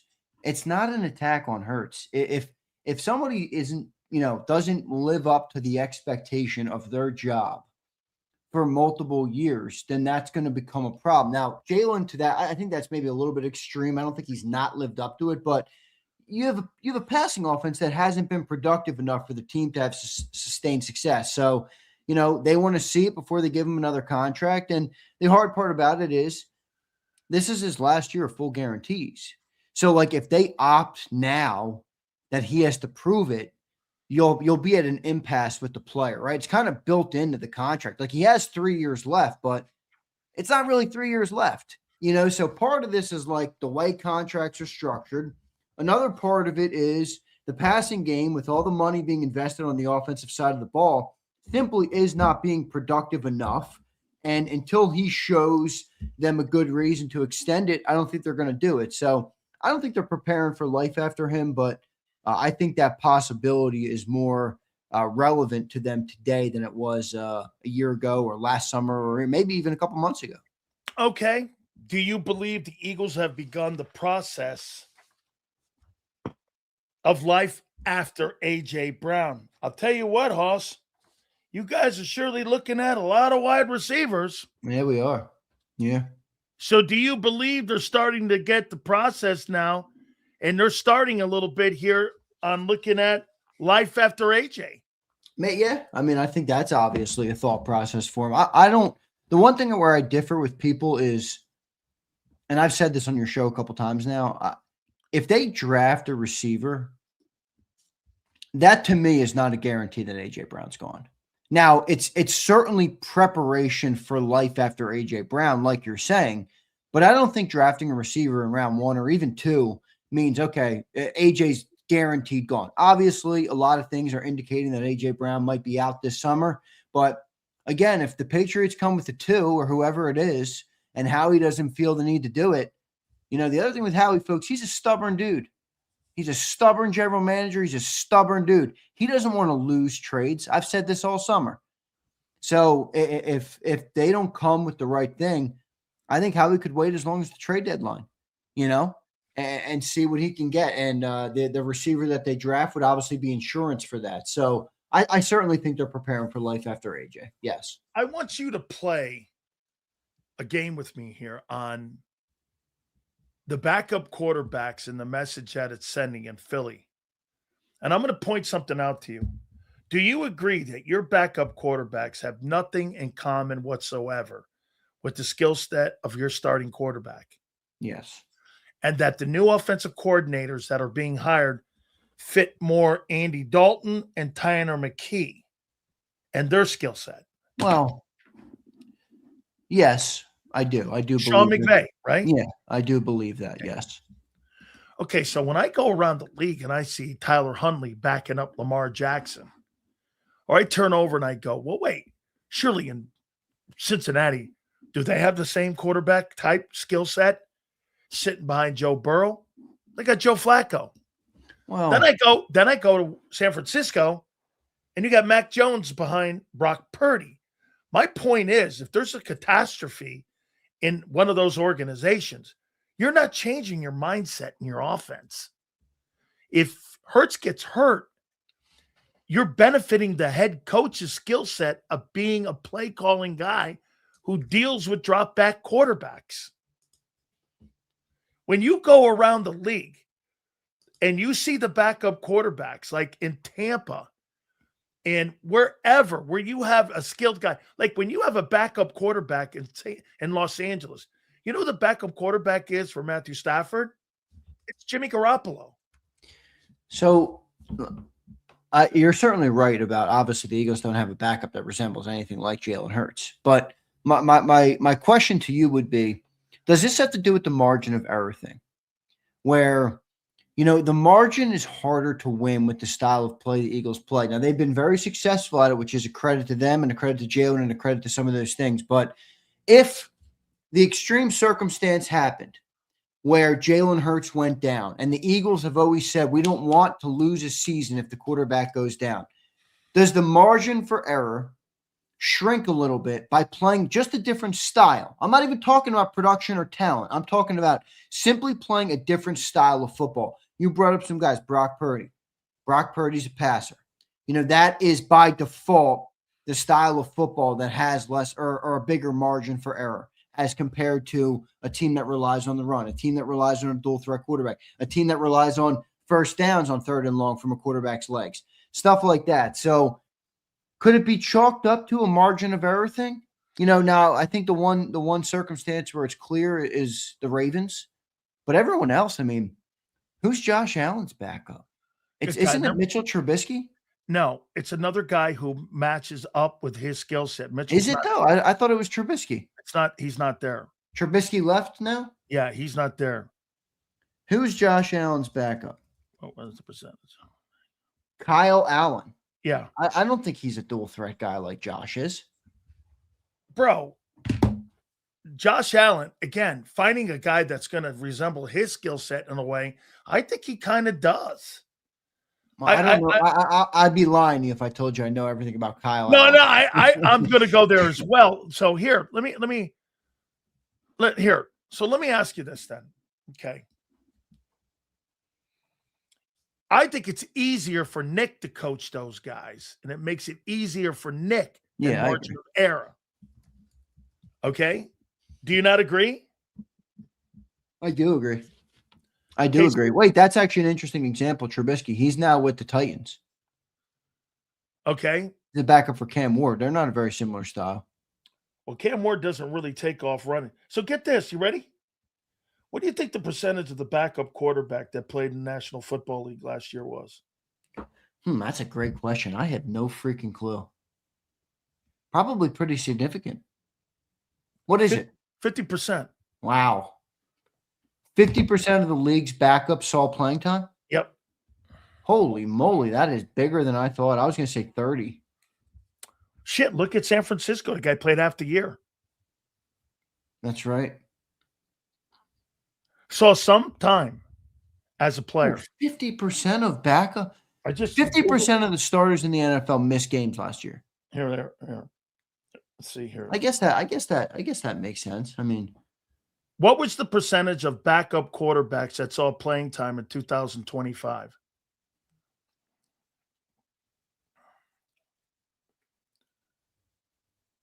Well, they're probably going to factor third stringers in there too. So you'd have to ask what percentage of NFL quarterbacks missed time last year? Let's see here. I think Rasputin's right. I think it's 30%. My bad. That's still what I thought. That was going to be my guess. That's still pretty high, don't you think? Whoa. Oh, no, that's 23. I don't know why it gave me 2023. How about this? 2023, 20 out of 32 teams had their starting quarterbacks back missed time, totaling 102 missed games. 62.5% of the league. Now, that was 2023, so I don't. Well, I can't think that number went down to 9%.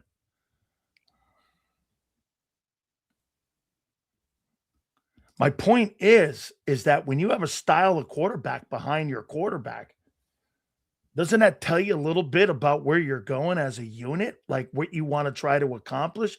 That Jalen Hurts, Zander, if he goes down, you're going to change your entire offensive approach because the head coach feels better coaching Andy Dalton. Yeah, but the team is also built like the team is also built where I know you disagree with this at this point, and John does too, in terms of talent on the offense. But the team is built outside of Jalen Hurts. The team is a versatile offense in terms of, you have a runner, you have multiple receivers, you could probably do different things. Jalen's not going to play a different style of football, but AJ Brown and Devontae Smith to me can play in both a run first offense and a pass first offense. So to me, it's like the rest of the offense fits more molds. And I think that's probably true in most places, depending on how good your talent is across the board. So I don't know. They definitely do a different style of offense. They have a different playbook, and that's what I think is the most important part, right? I mean, don't you just want to have one playbook? Everybody learns one playbook, and if the starter goes down, the backups execute the playbook. You're right. That's not the case in Philly. It just doesn't look normal. Like Zander. It's like all these coaches are hired for Nick. The backups are for Nick, not for the unit. Wait. Why would they hire a backup for Jalen? Well, if I'm building a team around my quarterback, and traditionally teams build their teams around their quarterback, they're not building the team around the quarterback. They're building a team around a system. And Jeffrey Lurie said not long ago he doesn't like it. They need to be a championship all. Remember we talked about that. So I don't know. I will say this. I think it's a valid point that you're making in terms of, they almost jump through hoops. If the quarterback goes down, it's like, all right, new playbook, new scheme, new style, new everything, as opposed to just trying to, get somebody that can run what Jalen Hurts was trying to run. Well, does that tell you there's an Eagles playbook and there's a Jalen Hurts playbook? Yeah. Maybe that's true. And maybe that has something to do with why Kellen Moore wanted to get the hell out of Philly. Maybe it has something to do with why the report that recently came out from Jeff McClain from Tim McManus, and then followed up with the Jeff McClain. Look, maybe that's all part of it. Yeah, well, wait a minute. Let me go back what you said about Kellen Moore wanting to get the hell out of Philly. Nobody wants to get the hell away from playing with good players. Kellen Moore wanted to get the hell out of Philly. I'm talking about his autonomy in the offense. That's a different thing. I'm talking about when you got skilled dudes like AJ and Barkley and all these guys, when you go to a place like New Orleans and you walk in there, bro, and you see this, I ain't got dick in there. Yeah, but you're talking, it's a little bit of a special. Trust me when I tell you, going to a place from talent to no talent, it's mind-numbing. I agree with that. But for an offensive coach who's a former quarterback who, has made his hay in the NFL on passing games. I mean, the quarterback matters a lot to him. Head coach, I agree with you. I mean, if you're Nick Sirianni, you're going where you're going to win, But if you're Kellen Moore and, offense is how you've buttered your bread and passing specifically is really how you've buttered your bread, well, yeah, it makes sense that he wants to be in a different style. I mean, look, you also just said it. Like, there's a Jalen Hurts playbook. Wasn't the Kellen Moore playbook. No, it really wasn't. That wasn't his playbook at all. I think he wants to run his playbook. And he is. That's fine. He can go run it in New Orleans. And by the way, I think he's doing a hell of a job down there. I agree. He had a great first year, man. They really came alive in the second half of the season last year. Exactly, especially down the stretch when they went into Tampa, and that game when they beat Tampa knocked them out of the playoffs. The Bucs had to win that game. They knocked them out of the playoffs here. So I went back and watched a little bit of Jalen Hurts in 2022. I watched that whole highlight tape this summer. And I'm going to ask you something. So here's why I think he's not running. And I mentioned it earlier. He would do that read option where he would do this. He would take the ball and he would either hand it, like the RPO, the read option. Yep. And then he would do this, right? If it wasn't there, he'd do that backside cut. Yeah.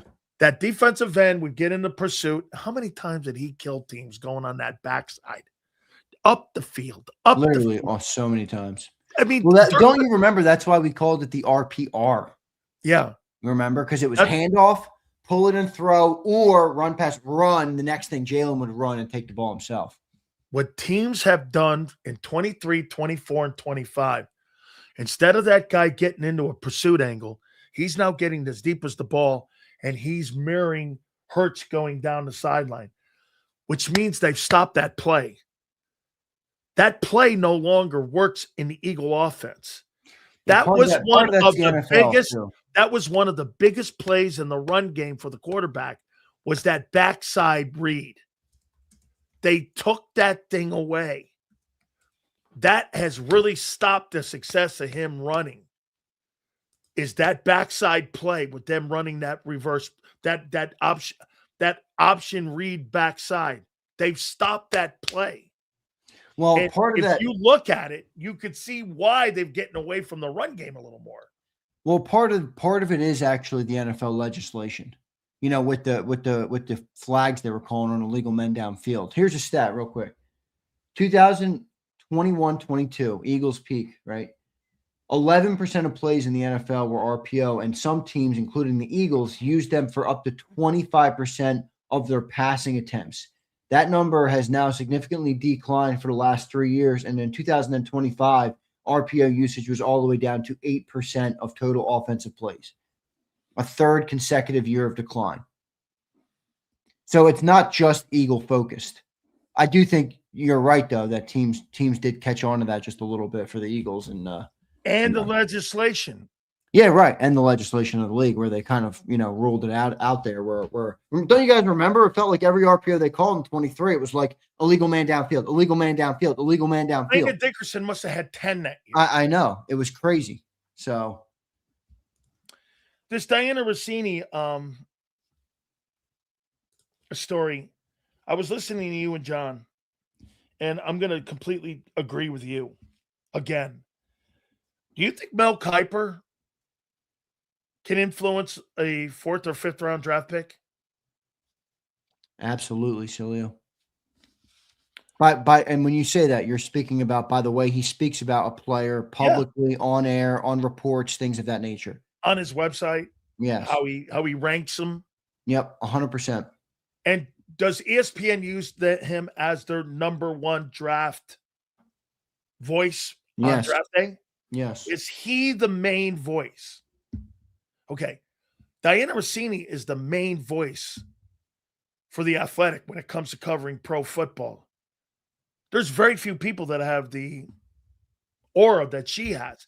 She's the number one female also reporter in America in the NFL. To sit there and say that she would have no influence in how she presents stories. Zander, if I said this, Jalen Hurts sucks, or I said this, Jalen Hurts struggles.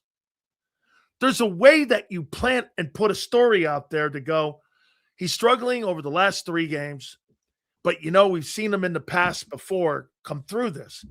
Me, Hurts sucks. This is what I've been saying since day one. That's a different narrative, isn't it? Yeah. Okay. I'm Dan Sileo, the sports show host. She's an NFL acclaimed writer that puts stories in the New York Times that people read, and everyone, like you said, I think you're probably more disappointed that you took her for face value.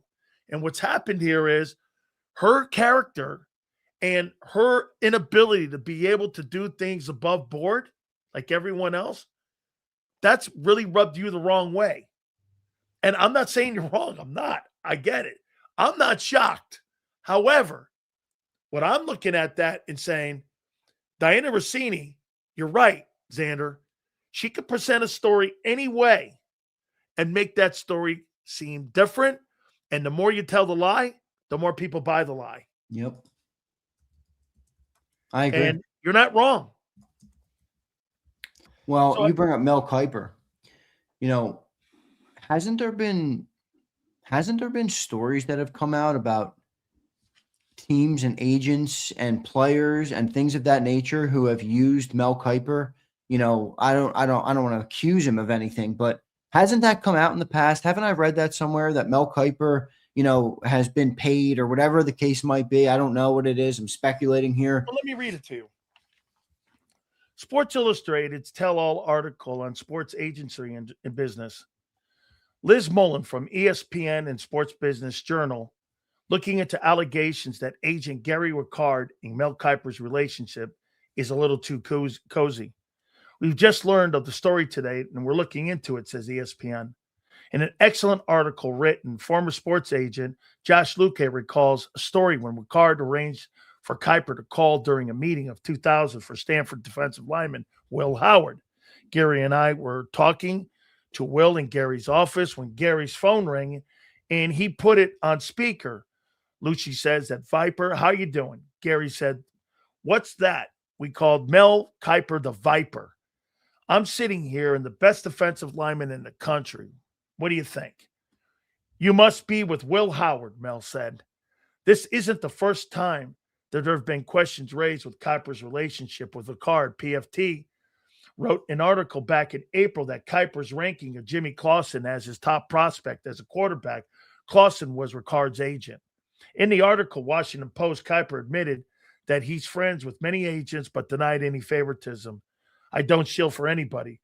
Kiper denied the accusation that he is ranking players, according to ESPN's report, in favor for Gary Ricard. FBI started doing an investigation into that. Gary Ricard died of a heart attack. What Kiper did and was doing was the agent would get a 5th-round draft choice, okay? If I got that guy drafted in the 3rd round, Zander, and I got him a $400,000 signing bonus compared to a $200,000 signing bonus, Gary Ricard allegedly was piping that money into Mel Kiper's website for the rankings. And that's how they were funneling money. Yeah, well, it's a perfect example of how it influences, teams. And I get it. It's not the only influence, but it does make a difference. There's no doubt. Don't sit there and tell me that, she's one of the lead writers in the National Football League, that if she puts something out there, I mean, that's like saying when Jeff. The other thing is, like, Don keeps telling me, it's like, why is Diana in the lead? I'm like, are you serious right now? Like, literally, we've talked about Diana on our show, like, literally 50 times because she's the most persistent one about this AJ Brown thing. Like, I'm like, why are you acting? Why, that's she John. became the front face of John tries to slash your premise so that he doesn't have to argue your point. That's kind of his way. It's classic negotiating. It's like you went to debate school, as a kid. It's like, that's how they tell you to do it. So it is what it is. I mean, I'm not, me and John completely disagree about it. Like, I don't see it like him even one iota. So I think where he probably was differing with you, and this is where I wanted to go. Like, I don't think that Howie Roseman is going to be swayed in any way by the relationship with how. Well, sure, he doesn't have to be. Diana Russini. No, he doesn't have to be. With Mike Vrabel. It's more with Elliot Wolf and with Howie. Howie's not going to be swayed by that bullshit. No, I agree. He doesn't have to because he lives in the land of liars. That's why I said yesterday to you that it felt to me like Howie gained a little bit of leverage because other teams, or anybody else that would be potentially interested in AJ Brown is now going to have to come with, to me, the right offer, because Howie's been the steady force. Everybody else has gone up and down, and now you throw a little bit of water on the fire that Diana was stoking, or at least muddy that water a little bit. I think Howie gained a little leverage. She should be fired. I think so too, but I'm not going to, whatever. It is what it is. That's not my decision to make. I said it yesterday. If I was the leader or if I was the president of Athletic, I wouldn't even think twice. You want to go and do that? That's fine. Go ahead. But you're not doing it on my dime. You're not doing it for the Athletic. You're not representing our brand. You're not being our lead NFL reporter. I'm not sending you to the Patriots to bang the coach. I'm just not. Allegedly. Allegedly, okay. We have to say that, but it's funny. It's like, anybody else driving 2 hours to an adult resort? To an adult-only resort? By the way, do you hear this? It's $2,100 a night. Well, that doesn't surprise me. They're all bred up people. That's fine. It is what it is. But $2,100 a night? I better be getting some humble pie. Oh man! Oh man! $2,100 a night. I just find it funny how people are like, "Well, you don't know what happened." I'm like, "Yeah, you're right. I don't really know." But, okay. I can speculate on. I mean, hey, if you're driving 2 hours, to go somewhere alone, away from everybody with somebody, hey, I think we can all make our own conclusions. Those pictures in the New York Post with me hanging out, they don't mean shit, man. Me holding hands and hugging up there at a $2,100 night, that ain't cutting it, bro. That ain't working, dude. There ain't no shit that's working here. I got a couple questions for you on some NFC East teams. All right, I like this topic. What do you think the Cowboys go in the first round? That's a good question. I think they probably bolster that defense, obviously, some more. And, I said it earlier, I was thinking maybe they go the route like one of those safeties that are at the top, maybe at 20. If Dylan Thienemann's there at 20, I don't think he's going to be their pick at 12. But, you know, I guess, is there any truth to the potential of them maybe drafting a wideout if they were going to trade Pickens? They'll probably just let Pickens play on that tag, right? Yeah. The Cowboys don't care. So I think they'll do that. I think defense, though, edge, obviously they got to replace Micah. Safety, they need some secondary help. Corners are probably likely. I could see that. Maybe Mansour Delane or somebody like that. So, they're in an interesting spot. They have 2 picks, right? What do they have? 12 Yeah, they're at 12. 12 and where are they? 12 and 20. I think. Yeah, Yeah, 12 12 and 20. 20. So, I think they're positioned well. Is there a chance they package them up and try and go way up the board to get one of the elite players? That's what I'm thinking. I think they move up, and I think they either move up with the Jets or the Arizona Cardinals and go David Bailey or Arvell Reese. Yeah, but I don't think they're going to send both first to go that low. No, I mean, no. a first and a second or something? Yeah. Or a first and maybe a first next year. Oh, wait, they don't have a first next year because of Parsons. Oh, they do. My bad. No, they got Quinnen Williams. They had to give a 1 up for him. Did they? I thought they gave a 2 for him, or was it a 1? I thought it was a 1. Was it a 1? It was a 1 and a 2, actually, wasn't it? Yeah, I thought it was. And Williams, Cowboys trade. Yeah, because I remember some people were saying they overpaid. I was like, well, they got better. I mean, that's at the end of the day. Yeah, it was a 1 and a 2, I believe. Oh, am I?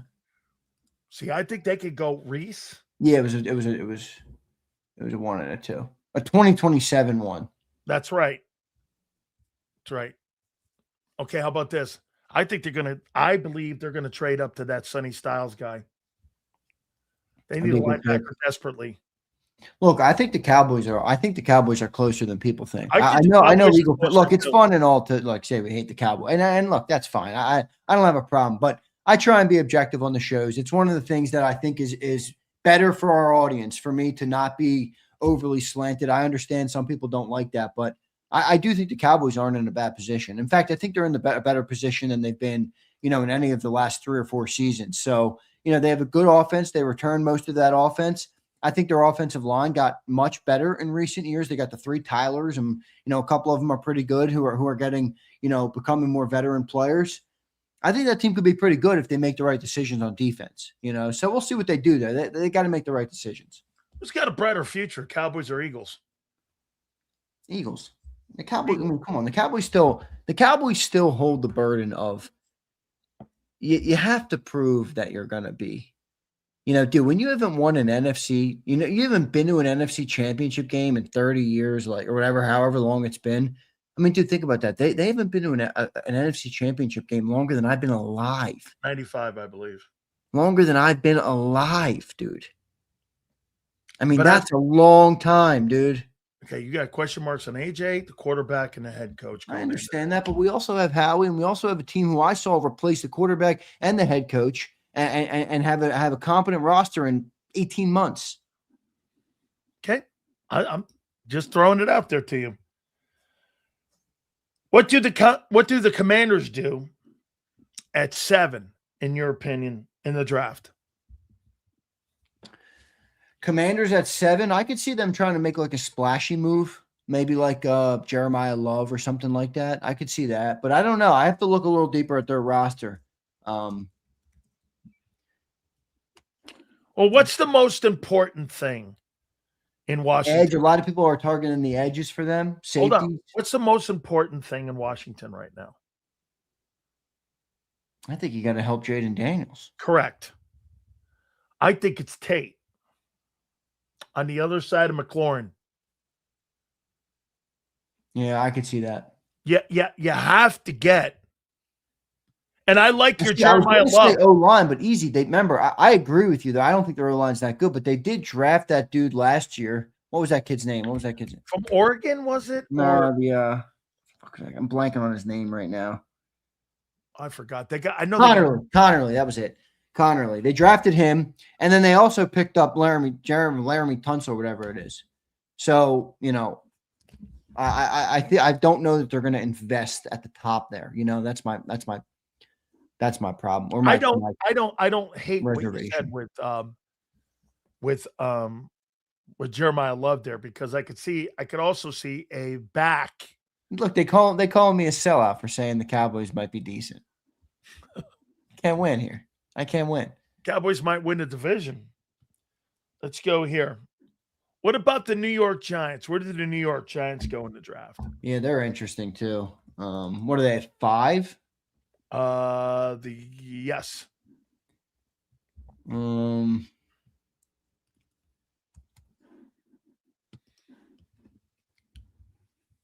Offensive line, probably, right? How about Jeremiah Love? I guess. I mean, they did the same thing with Saquon Barkley how many years ago? Scatterboot? Love? What? How is their offensive line? Is it at Art? all good? Their left tackle's exceptional. Rest of them are dog shit. Yeah, they can't go running back. That would be classic Giants, though. That's why I'm going there. Well, or do you go another wide? I'd be happy if they went that because I don't think that's not what they need. That team, if that team hasn't had an offensive line, and follow me here though. If you have a great back makes a great old line look great too. Well, how did Saquon Barkley look there? Okay, hold on. Prior to Emmitt Smith getting to the Dallas Cowboys, every single one of those offensive linemen that Emmitt ran behind were there under Tom Landry. They won 4 games. What happened there? Emmitt shows up. Would Emmitt have worked without the O-line? No, but how do you know the personnel that's in the backfield and the quarterback at that time and all those other guys that were not effective enough on being able to utilize that O-line was helping that O-line? Well, you might be right in that the running back could impact it more, but to me, the quarterback. To me, though, that can't come without the prerequisite of an offensive line. See, what you are spoiled on is that your offensive line, whether it was Miles Sanders or DeAndre Swift, it just didn't matter who was in the backfield. It just didn't matter. A lot of lines are we still spoiled on that? I don't know if we can say that. Well, not now anymore because I don't believe that old line is where it once is. And there's no Jeff Stoutland here. You know, that's one of another the other thing. Boy, are you really still going to land on O line still? I heard John say, I think you're going to land on O line with a guy who's a suspect coach.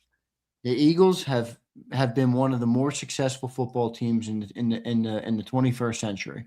Agree? Yes. Much of that success has been built through and through on trenches. Trenches. And right now, you have more uncertainty on the offensive side of the trenches than we've had in a long time, maybe 15 years. So, to me, it's like, I get it. The sexy picks are interesting. The skill position guys excite you. The jerseys are fun to buy of a player like that. None of that's going to work if they don't have the right contingencies or the right plan in place to make sure their trenches are good. I think the defensive side of the ball trenches are good. Jalen Carter, Jordan Davis, Moore, Rajoma, I think you're positioned pretty well there. So, to me, it's offensive line. What's Cam Jurgens? What's Landon Dickerson? When's Lane Johnson hanging them up? You got all these things. You're going to wait till next year to address that? To me, I think you're playing with fire there. Here's Chris Cooper's who he's following. Bill Callahan, Juan Castillo, Howard Mudd, and Jeff Stoutland. I went to school with at St. Joe's Prep with Juan Castillo's son when Juan Castillo was the coach there. Yeah, his son was the quarterback, Andres Castillo. I don't know where he is now. But Bill Callahan is considered one of the best O-line coaches in pro football right now. And here's your last O-line coaches. Bill Callahan, Juan Castillo, Howard Mudd, and Jeff Stoutland. And Chris Cooper is following that. Yeah, it's tough. It's a tough setup for him. But, man, I'll say. Who do you think chose him?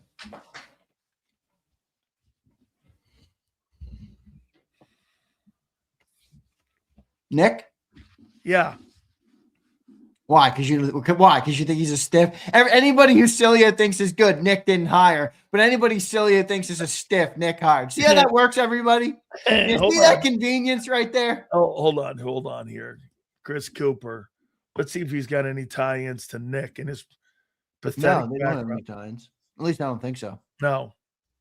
Oh, that's right. He's a North Dakota State Fighting Sioux. How you doing?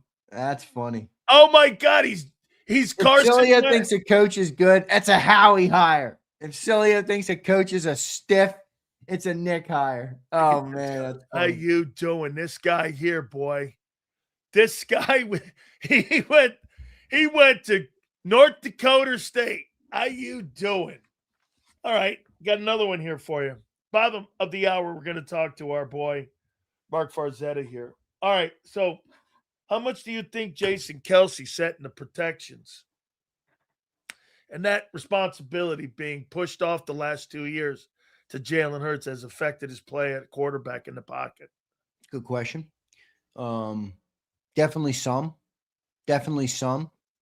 I thought in 2024 he got better at it as the year went on. In 2025, I don't necessarily know that I saw anything to indicate whether it was much more improved or much less, much the other way.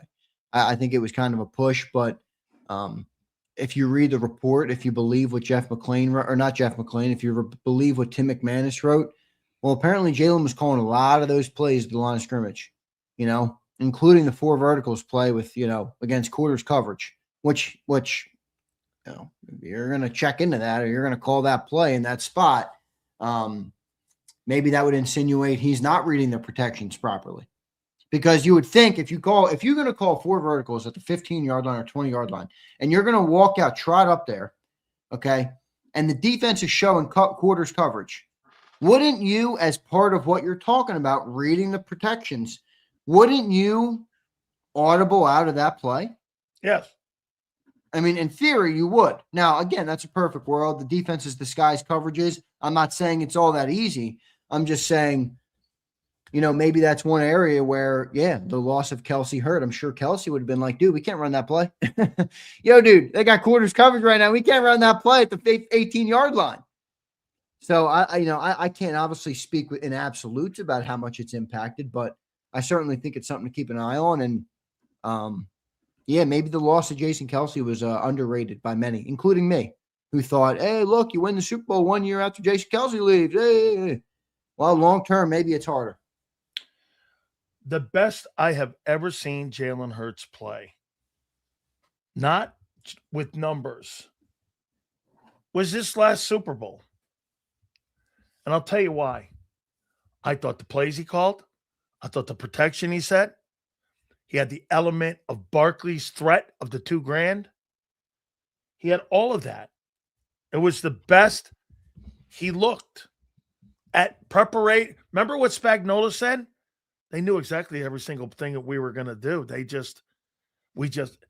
That was the best I've seen him. That was a really good moment. Now, his numbers weren't like he was in 22. He's had different games. But as a guy running an offense, as a defensive guy, that was the best I saw him when he was in the huddle. I've not seen that since. It's probably a fair take at this point. How do you get that better? Is it reps? How do you get reps, though, Zander? How do you get reps, consistent reps, when you're constantly not in a consistent offense? Well, they have been in a consistent offense.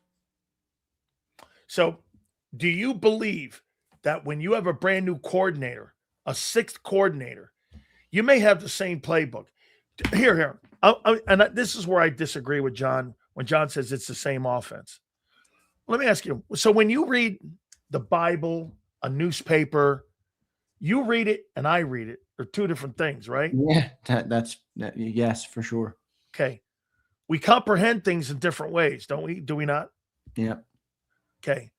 I hear things a different way. Hence the 43,000 sectors of Christianity for the sake of that comment. Okay. Well, how does that not work in a playbook?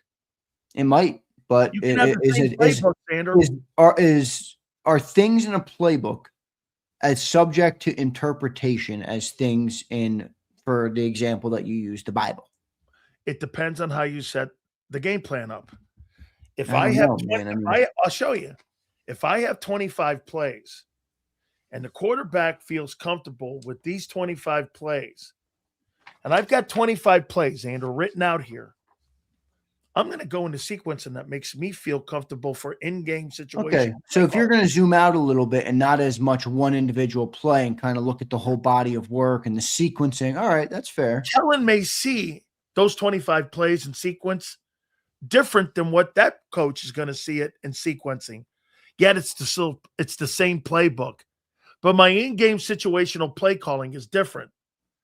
Do you not see that it could be the same plays, the same book, but it's the situational play calling that you're relaying into the game to the quarterback.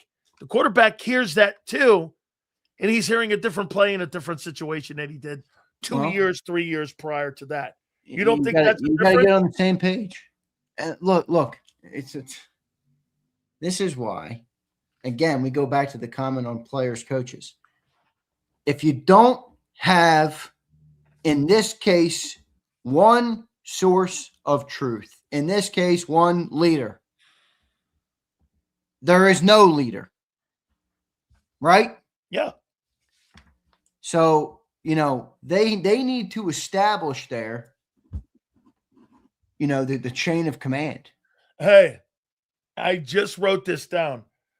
You got too many roosters in the hen house here, dog. There's too many roosters. All right, well, what rooster do you think this is on Nick to set the table? I agree, but how do you know he's not the? Wait a second. Okay. Wait a second. I agree. It's on Nick. If you're Nick, and let's just assume the reports are true for a second. Jalen doesn't want to run under center. Jalen doesn't want to run play action. The owner has an effective hard-on for the damn quarterback as the way he speaks about him publicly. I don't know. Don't you feel like Nick is threading a tight needle here? Okay. This is where you're leaving Super Bowls on the table here. Because I'm going to put this here to you. Do you think if it came down to 4th and 11, you're going to have that fucking powwow you had on the sidelines with Hurts and Patullo and all them other guys sitting in a round circle there? Or you think you're going to hear Vic in one room going, we're running this play, and that's all she wrote? Exactly. You ain't going to have a fireside chat sitting there on the sideline with 4th and Verts. There's no fireside chat. You're not having a fireside chat there when Vic Fangio is your coordinator. I don't get why they don't replicate that on the offensive side of the ball. Me too. It's right in because it's I won't say it. It is what it is, man. It's so right obvious in front of you. It's so obvious to me, though. What? Because the quarterback doesn't like to be spoken in harsh language to? Dude, they brought Kellen Moore in, and apparently the way it was reported that Kellen Moore, he pushed back on Jalen more often than other coordinators. But still, at the end of the day, they did not run Kellen Moore's offense. No. They did not run it. No. They ran it for 4 games. It fell flat, and they jumped ship. You like imagine, what? So who would it be? You imagine being hired, like you're a guy who cooks gourmet food, and you're cooking lobsters and ribeyes, and all of a sudden a guy walks in and goes, "Hey, you got to start cooking hamburgers and corny dogs." That's what Kellen Moore was. He was cooking corny dogs and hamburgers and hot dogs. And this guy's used to cooking filet mignons and steaks and shit. And because Jalen Hurts the quarterback, I got to serve up corny dogs. Holy shit. Man, I love this year. I can't. Are you saying the Sirianni offense is corn dogs? I'm saying that, get this, that without a doubt, there's no question that I'd rather have the St. Joe's Prep offensive attack than I would to have this last year's attack for the Philadelphia Eagles. Well, St. Joe's Prep didn't have a great season. They lost to LaSalle, I believe, in the PCL, and LaSalle went on to win state champs. So that's like That's like the Cowboys, and if you comparison, that's like the That's what that is, the St. Joe's Prep. So wait, if you go 13-1, that's a shitty year because you lost to LaSalle and you lost. You can't lose to LaSalle. You know what it's like to lose to those scumbag Gators. I got an eye appointment on Saturday. My eye doctor is big LaSalle guy. We always duke it out about it. He's got 2 How kids. good are they going to be this year? Huh? By the way, Mario has a great relationship with that head coach there at St. Joe's. Yeah, what I did? Guess what I did? I told him I need some St. Joe's gear. Is it Tim Roken or Tim? Yeah. It's something like that. Yeah, Mario's up there. The offensive lineman that the Cowboys signed. I think he's from the PA area or something. He went to IMG. Isn't that kid from Philly? The offensive lineman? Or is it Jahad Campbell from Campbell went to IMG. He's from up here. Yeah. He's from up here, right? He's from New Jersey. He wasn't a St. Joe's Prep kid, though. Would you be disappointed if the Eagles drafted a wide receiver? No, but I don't think it's what they should do with their top pick.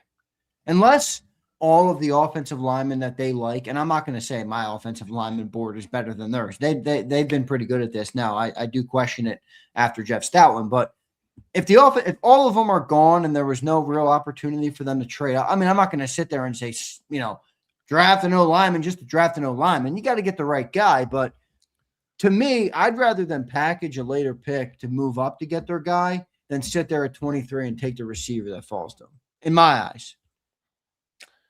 I don't think you're going to get a player in the draft that's going to help you. So here's what I think what I would do. I would trade down and get multiple picks and fill multiple holes. Yeah, but what if everybody wants to trade down, which is what we're hearing? It totally what's going on. So I have not heard one team say they're trading up. If everybody wants to trade down, then it's harder to trade down. Dude, if I could say some of these offensive linemen fall into the top of the second round and I could trade out of it and get a one or whatever and fill multiple holes, get an O lineman and get a safety, and then get a wide receiver, running back. I mean, you're filling holes and you're starting to get younger. I think you've got to get younger on offense in a hurry. You got to get multiple O linemen. Yeah, they got to draft offensive linemen. I'm telling you right now, they need offensive linemen. Let me ask you, what is people's level of confidence in the future for Cam Jurgens and Landon Dickerson? Mine's south of 50%. Confidence meter. Would you ever think of drafting Jeremiah Love? Nah. Okay, well, what's the lifeline you think on Barkley? I'm not saying the lifeline of Barkley is wrong. Barkley has nothing to do with my answer. Oh, you don't think he's that hot? No, I think he's that good. I don't think that's what the Eagles need to do right now. Well, wait a minute. They're trying to improve the run game. They're trying to improve the run game, are they not? When the Eagles had a great offensive line, Miles Sanders looked like freaking a superstar. 1,300 yards. So again, what's the more important piece? If Miles Sanders looks like a stud when the offensive line is good, then to me, the more important piece is having the offensive line look good, because then any running back will look pretty good. Okay. Does Jeremiah Love fit the type of offense more than what Saquon Barkley does moving forward? Yeah, because being pass catching. Yeah. And he's a pass catching running back, right? Wait, but why are we talking about him? He's going top 10. You think? Yeah, I do. Yeah, I think he's top 10. Well, I'm talking about guys potentially you'd want to maybe move into the room to try to get. I like the idea of moving in for a guy like Monroe Freeling. If Francis Mogiai drops a little bit to 10, I don't think he will. But just saying, depends how the board falls. I'd be looking for one of those offensive linemen. So I want to get this correct at a big Z here. Wait a second. You want to improve the run game, and yet there's probably nobody in the draft that will improve the run game. I want to get a running back that could improve the running game, but you don't like the running back, or you don't like the back for him to move up to try to get that back. Say he falls to 7. You don't think he'd move up? To 7? Yeah. No, dude. Okay. You know what they're going to have to trade to move up to 7? They're going to need to trade a first-round pick. Do you think there's a better wide receiver in this draft than Jeremiah Love? Wait, are you saying 23 and A.J. Brown to get to 7? No, what I'm saying is, yeah. Who you're trading? Who's got the 7th pick? I thought the Commanders had the 7th pick. They do. So you got to go to 6. Got to go to 6. Who's got 6? Let me see here. My point is this. If I'm going to improve my run game, Zander, do you know what they're going to do in the draft? What do you think do you have any idea what they're going to do in the draft? Yeah, trenches. A guy who won't play. Trenches, probably a wide receiver in round 2 or 3. Probably a tight end and potentially safety. If you draft a running back, if you draft a offensive lineman, he won't play this year. Is that right? Maybe he would play. Where? Tyler Steen to the bench.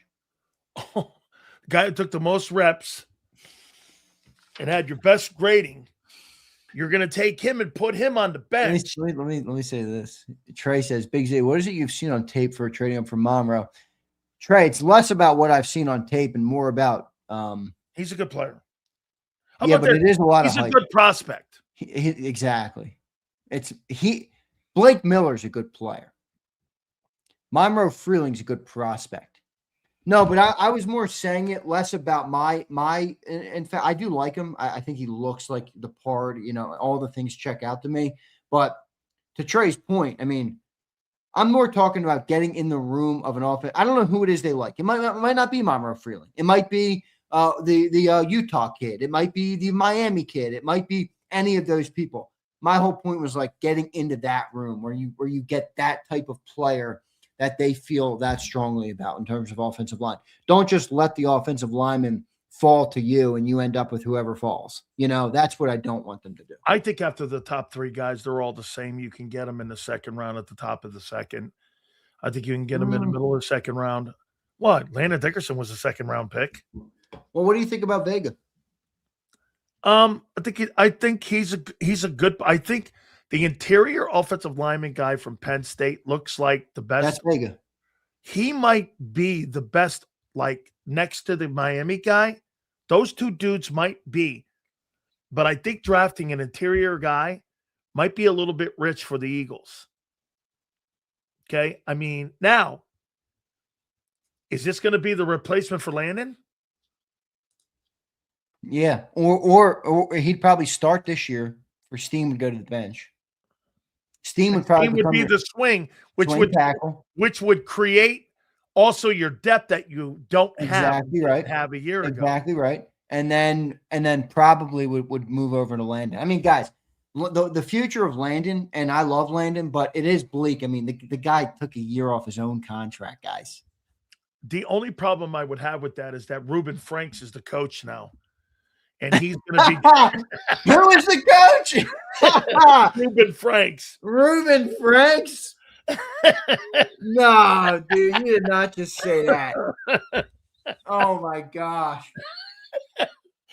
Reuben Franks is the coach. Before Farzetta gets in here, let's do these supers in here. Oh my gosh. Here's Khaled. I can't wait to hear the link when this goes south in 26. Yeah, faith. See, some Eagle fans, I swear, they just they'd rather see us fail so they can be right.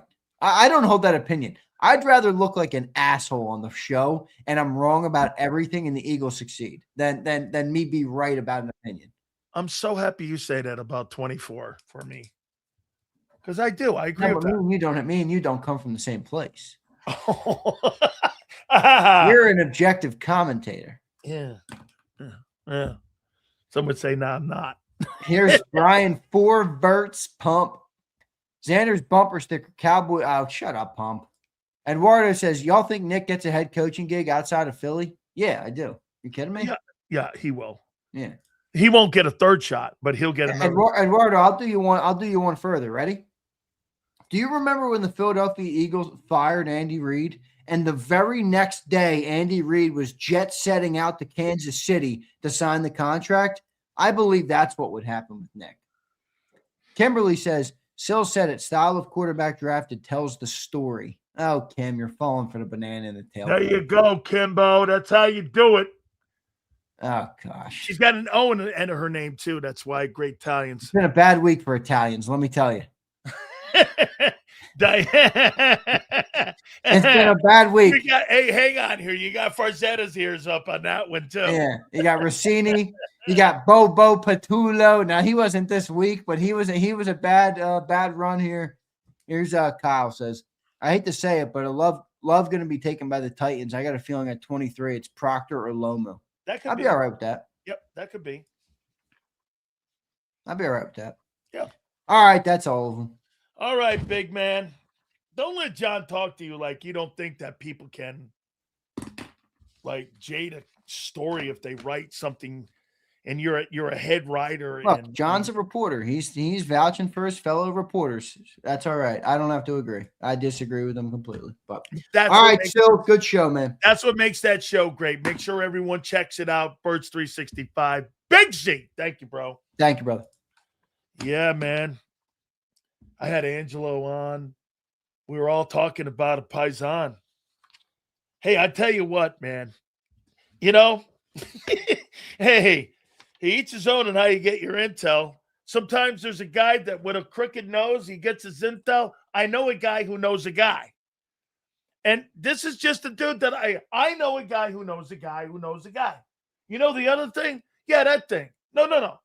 Did you take care of that thing? Yeah, the first thing. The third thing. Yeah, the third thing. I got it here. So these are the people that I know. Okay? And Diana Russini, she's like, I don't know. You know, you got to go the extra mile. Hey, I got to give a lot of people a lot of kudos for going the extra mile. I don't know what that extra mile is. Allegedly. I don't know. I just tell you this. If my wife saw those pictures with me sitting by the pool, she'd probably start laughing because there's no chance in hell she knows that you're not doing anything. Don't worry about it. You and your rubber ducky, that ain't happening. So I don't know what to make of this. I don't know what Farzetta thinks when it comes to the impact that this story has. And if it even is a story, I don't know. Because I really don't care a lot about the love stuff. I care whether A.J. Brown's being traded to the Patriots. Without further ado, my paisan brother from another mother, he is Mark Farzetta, and he joins us right now here on the show. And how you doing, bro? She couldn't just make him a bowl of rigatoni. I mean, probably would have gotten the same kind of info. Dude, I'll tell you what, you know, you fall in love with an Italian chick, have a bowl of pastine, you're ready to roll. Oh, the cure-all, the Italian penicillin. Come on now. And how dare Zander? Bad week for Italians. Bad week for Italians. We could have the worst week ever. It still beats anything else, my friend. We just sit there going, che cosa? Come on. What do you want from me? Anyway. All right. What do you I think something was going on. I will say this. I did show the pictures to my wife of Diana Russini and Mike Vrabel. And I was just like, hey, just on it, just in case. If I show up in the New York Post on page 6 looking in this like this, what's your reaction? She looked at the hot tub and they're sitting on opposite ends. Okay. They're on loungers that are next to each other, but not on top of each other. Okay. And then the minute you're alone, embracing and holding hands on a rooftop where it looks like nobody's around, that's where she said, oh, no, my Scorpio, because my wife's big into the, astrological stuff. She's like, oh, that's where my Scorpio would come. That's where the Scorpio would come out. I'm like, yeah, I'm sure that's exactly what would come out. So it doesn't look good. The only thing I will say in their defense is if you're taking pictures of them and you're trying to make them look bad or whatever, and there's no lip lock of any kind, that might be their only saving grace in this. That if there was something worse, I doubt that it would have been that they would not have photographed that. So that's one thing, but still, it doesn't look good. It's a bad look. It is, and the New York Post is one step up from the National Enquirer, so you got to put that in there. And plus, the New York Post is in a battle in New York with readers when it comes to the New York Times. So you got to, like you said, you got to kind of put things in context here. Oh, yeah. However, here's where, to me, it gets a little sideways. I'll get to the AJ part of this in a minute here. We're doing TMZ radio here now, Farzi. So it's $2,100 a night. It's a themed hotel. Like, it's an adult's hotel. I'm not saying that the bed shake and shit when you put a quarter in there. That's not where I'm going. I'm saying, but there's no kids. It's $2,100 a night. My wife would hit me with a hammer because it was $2,100 a night, and there's probably good food going on there. Okay, so, you're doing all this, and you're here. Remember this, too, Farzi. I think that's more of a New York Times issue with Russiini.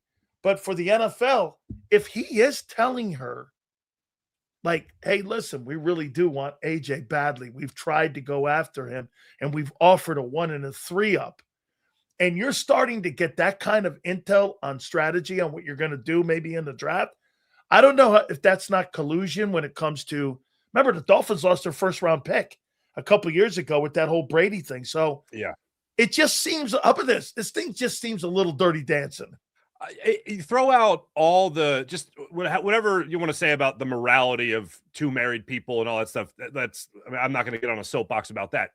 But if you're working a source, if you're giving information to someone to sway the trade market in one way or another, if and let's not act like this doesn't happen either. I mean, Mike Vrabel came out at the combine and was like, "Oh, AJ and I, we text all the time, really close, all that stuff." What if this is a story? And again, this can go in so many different directions. What if AJ's telling Mike Vrabel things in confidence, and Diana Russini's right there? And hell yeah, AJ, he's really upset. Oh yeah, AJ, he doesn't like Hurts. I've heard people talk about impacting the trade market and all this, but what about Diana Russini's report during the season about how, Jalen Hurts has more enemies in the building and he doesn't want to do different things in the offense? All that. What if all that was coming from AJ to Vrabel to Russini? Like, that's a possibility. That thought is now out there. Yeah. So this is very impactful outside of anything with drama, with days of our lives, whatever. This is very real NFL stuff that could impact the Eagles' trade value with A.J. Brown and could impact whether or not the Patriots can even be a possibility down the line. I completely agree, because you're setting a narrative, and something that the Eagles are very cognizant of about narratives around their football team. And I added this to the context of it too. So there was a potential trade between the Rams and the Eagles, allegedly, and by the way, Les Snead and Kevin Demoff have both come out and said it was true that there was. So you're in a conversation, and all of a sudden, Diana Russini, who's been the lead voice on the A.J. Brown trade, as you mentioned, she calls Les Snead up and says, Les, I'm hearing that there's a trade. The Eagles are kind of in it with the Patriots, but, there's like a knee issue that the Patriots were like a little concerned about. All of a sudden, Les Snead and Sean McVay are going, a knee issue? Okay, well, let's pump the brakes on this a little bit. And let's give this until June 1 here. All of a sudden, you're manipulating a trade market by posting stories or allegedly sharing information. I don't know how that is not something that you look at. To me, you go down the line of Joy Taylor here, and I'd also say Rachel Nichols. Remember those fabulous reporters and all of that? Yeah. This is gonna take care of that as we move forward on how her career is going to go. But for us right now, I don't know how people don't think that hasn't manipulated the story and the narrative. Yeah, look, these are guys that go to colleges, go to small towns, scout a player, hear one thing bad about a player. He stubbed his toe in the 5th grade. Now he might not have that break speed. These are little things that can manipulate how teams think about these players.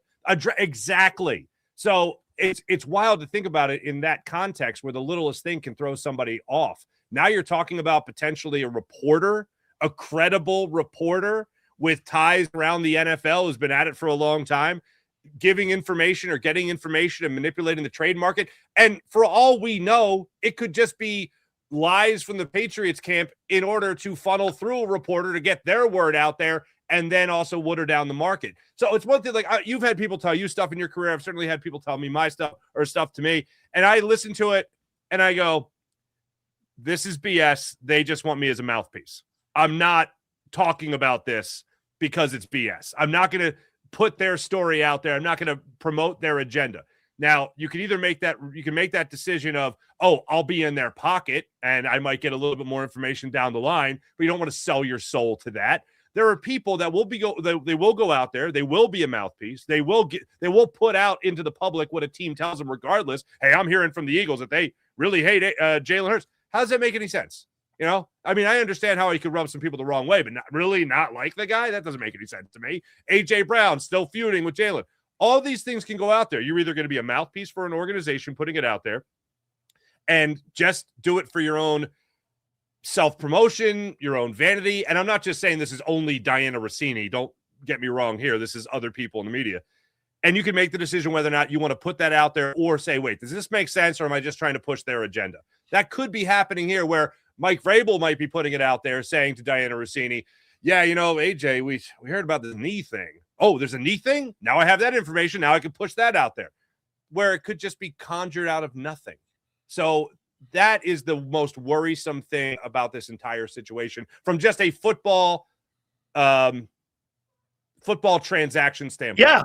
Yeah. I mean, I agree completely. Now, also this one. I mean, when does everybody do this? This whole thing circles around AJ and all the noise. A couple years ago, I was calling him AJ Owens and people were killing me because I was calling him AJ Owens. I mean, but dude, there's always something. The story's based around him. All of this shit is with him. The guy allegedly doesn't want to be here. He doesn't like where the offense is going. He doesn't like the quarterback style of play. Now we've got this bit, this bickering now about, whether or not Diana Russini's putting up false narratives. When do you get enough? When is enough enough? When are you just like this? I'm over this, man. This shit is the Eagles are not the Cowboys. This is too much drama for you guys. I'll tell you the exact moment when the ESPN story came out with Tim McManus and Jeremy Fowler. And I don't know if you're like me. My attention deficit is terrible. So I look at the story and I go, 4,500 words. I'm out. Just trade Jalen Hurts. I'm done with this. I'm not reading this story. That's where I'm out. All right. Now I read it. It was a dossier. I know. It really was. It was the Spygate story on ESPN all those years ago. It was Joel Embiid in the summer, that kind of story from this past summer. The drama, I hate it when it outweighs the actual thing that matters, and that's football. But let's not act like the NFL is let's not act like it's not the most brilliant thing ever created, where they give you 17 of something. Fans are guaranteed 17 of something on a 365-day calendar, and that's 17 games in a season now. And somehow they still own the other 365 days. That's pretty impressive just from an NFL marketing machine that's out there, right? Then you boil it down to the players themselves and the drama that they can cause. A.J. Brown's a guy that caught 2 touchdown passes in a game, a breakout game against Minnesota, and the very next time, it's like, very next thing you see from him on social media is using me without using me. It's like, what the hell, dude? What are we doing? So we're drawn into it because we have 6 weeks between the things that are 6 days between the things that matter, where we got to analyze everything else and the impact it could have on that season and years to come. So now when you talk about a player that it's been out there many times, button heads with Jalen Hurts, doesn't want to play with Jalen. He's winked at the camera about potentially becoming a Patriot and all that. It just gives fuel to the fire of the people that want to talk about the stuff that goes on off the football field. And that's what happens throughout the entire offseason. It's going to happen, I think, really might die down a little bit. It get picked up with the Diana Russini, Mike Vrabel stuff, die down around the draft. It'll come back and then maybe go away until June 1st when it's going to be all hands on deck to see whether or not, as I've told you before, A.J. Brown tweets a picture of a packed suitcase or something like that. But until then, it's just going to be nothing but drama. But I will say this, to answer your question, to go back to it, I'm sorry. I don't care. If A.J. Brown is on the football field for the Philadelphia Eagles in week 1, I'm a happy camper. I am rooting for that. I want that to happen. I want this offense to have the best pieces it could possibly have to make Sean Mannion look like the wonder boy he needs to be. But until then, it's going to be a very bumpy ride for people hoping that A.J. comes back to Philly. Jeff McClain put a story out, and how I read it, and you tell me if you didn't read it this way or you did. So, like, Jalen Hurts has to be spoken through the media to try to get him and connect with him Mhm. on how you approach him, and the coaches don't have any baguettes to walk up to him and have a normal conversation, that's not a relationship I want to go forward with. If I've got to use a third person, hey, can you get this message to Hurts? I'd like to have him not run the 4 verts. I mean, I would not like to do that.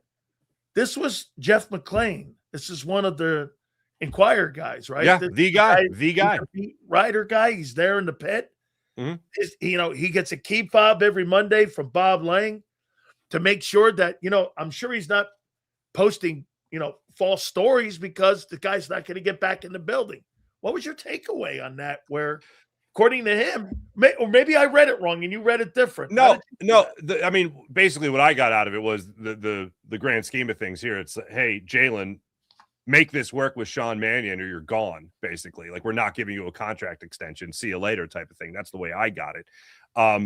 There have been multiple reports now. So even if you're the biggest Jalen defender in the world, where there's smoke, there's fire. I mean, let's go back to after 2023. There was an article written by the famous Joe Santoliquito, who wrote the story on Carson Wentz.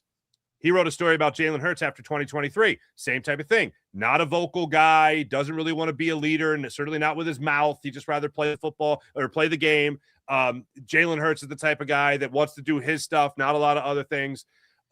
Difficult to coach and all that.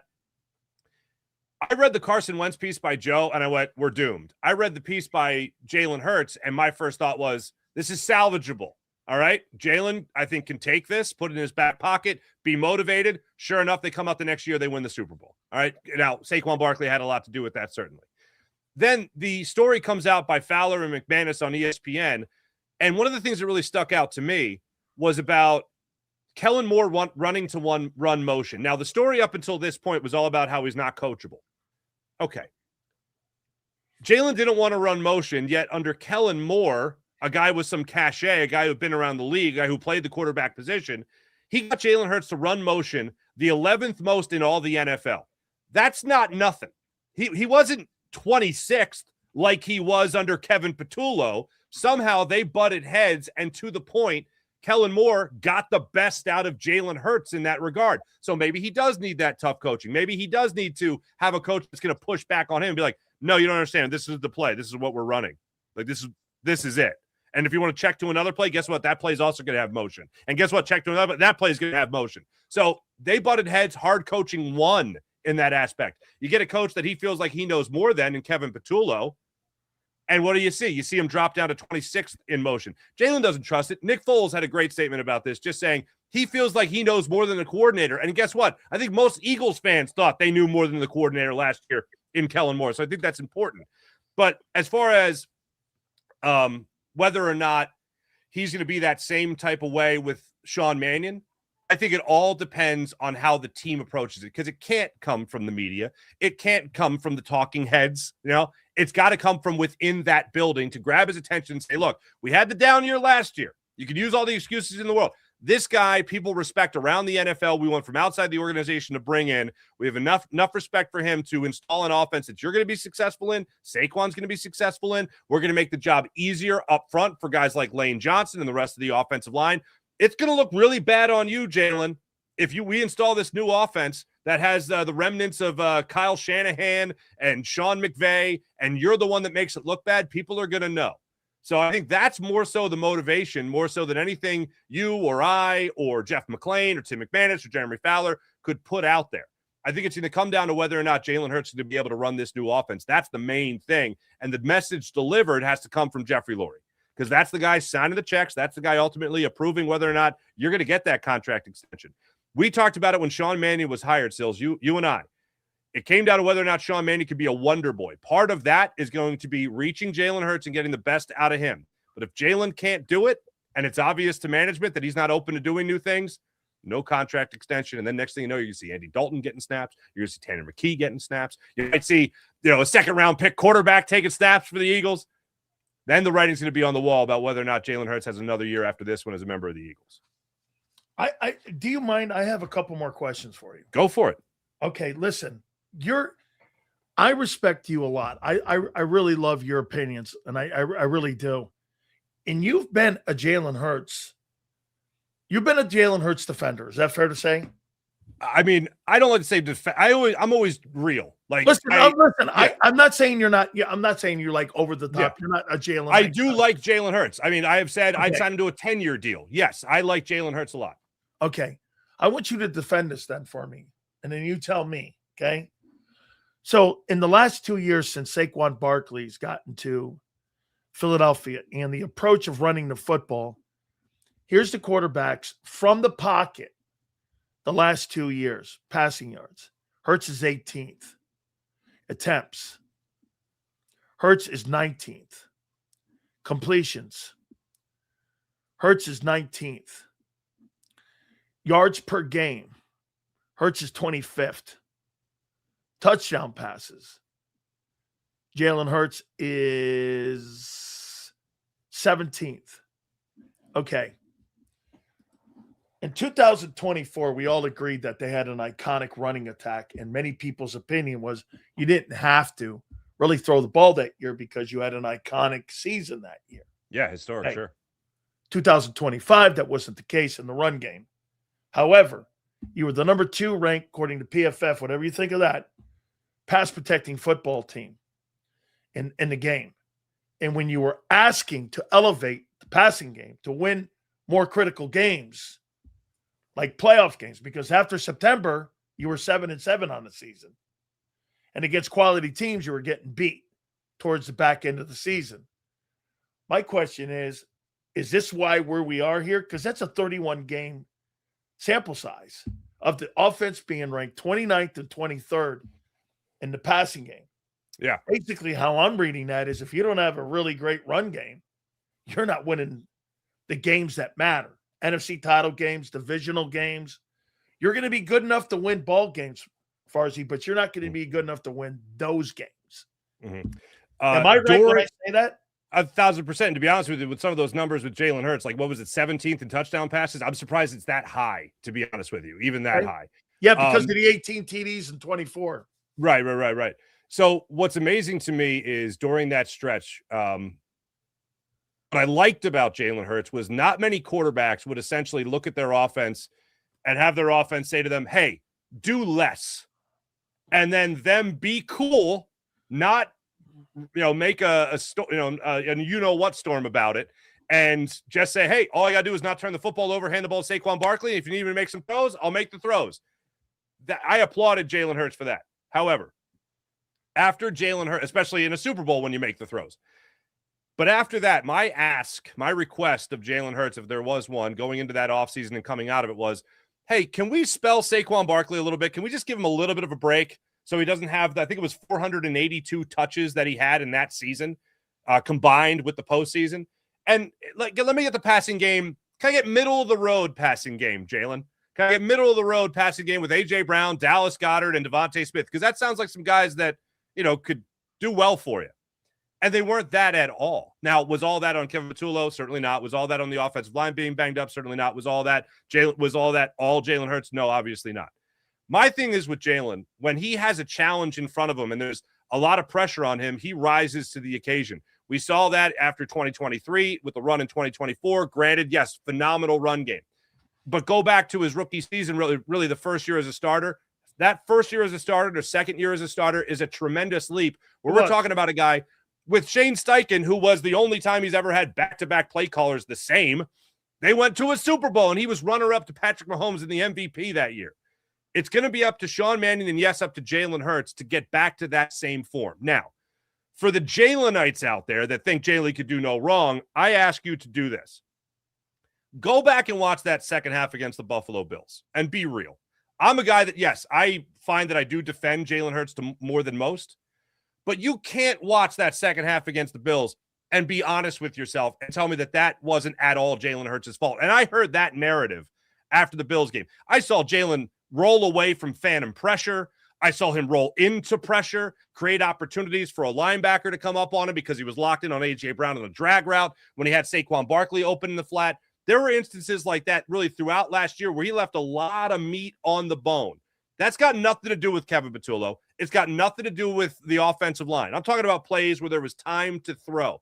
And I'm very critical on that when it comes to sacking a quarterback. I do a thing on my show, Sack Court, where we talk about whose fault it was and all that. There were instances throughout that season where he had time to throw. He wasn't creating time with his legs. He was in the pocket and wouldn't pull the trigger. Certainly sometimes there's guys that are, coverage sacks and all that stuff where you can't do anything as a quarterback about it. But there are also instances, there are plenty of instances where he had guys open down the field and for whatever reason didn't trust his throw, didn't trust his receiver, and didn't make it. That's on Jalen. The request of Jalen going into this year is there's going to be a lot more asked of you in the Sean Mannion offense, and you're going to be put to the test in the Sean Mannion offense. You're going to be asked to do more than you've done since 2022. You have to be ready for that. And as much as I have confidence that he can do it, I understand there's a lot of people that do not have confidence that Jalen can rise to that occasion again. Yeah, I don't believe he's going to be able to run that Sean McVay offense. And why would you want him to? That's my problem with this whole. Every time you bring, not you, Farzi, but every time people bring up the last 4 years, 50 and 18, 2 NFC championships, a Super Bowl. Okay, what's the problem? What's the problem? Oh, I see. You don't like how that guy dresses on the sidelines like Belichick. He has won 6 Super Bowls. Just because he's not in a suit and tie doesn't necessarily mean the guy doesn't know what he's doing. Right. This is kind of like you want to dress up the guy a little better to make it look better, but what, are you going to compromise winning for that? Mm-hmm. I mean, so I'm not really like, you're 50 and 18, dude. What the hell are people bitching about? Well, I'll tell you like this. Unless you think they caught up to him. Right. Okay. Remember the story? I think it was another Jeff McClain piece about Doug Peterson getting questioned by Jeff Lurie after a win against the Packers, and Jeff Lurie's question was like, "Hey, so why did you run the ball so much?" 17-14, yeah, that's yes. Okay, yeah. Jeffrey Lurie has a way he wants to win. He has a way it wants to look. I don't think Jalen looks like that just yet, which is crazy to think. Because, again, you've been to 2 Super Bowls. You've won a Super Bowl with this guy. No other quarterback franchise. I mean, look, we don't need the history lesson. I get it. But there's a way Jeffrey Lurie wants to do it. Jeffrey Lurie got himself into a bind the second Nick Sirianni was like, yeah, maybe I shouldn't call plays. Because do you honestly think Jeffrey Lurie was like, I'm going to hire this guy? Yeah, and he's going to be the new head coach, and he's not going to call plays. And then we're just going to give away coordinators. We're just going to give away coordinators for like the next 10 years. That was not his. That was not his. Farzi, that is one of the greatest takes in the last 6 years that no one's brought up. If Nick Sirianni had to re-interview for the job again and he wasn't the play caller, he would never get that job. Yeah. I'm sorry. Is anyone, with all the success Nick Sirianni has had, right? One of the best starts ever to a coaching career.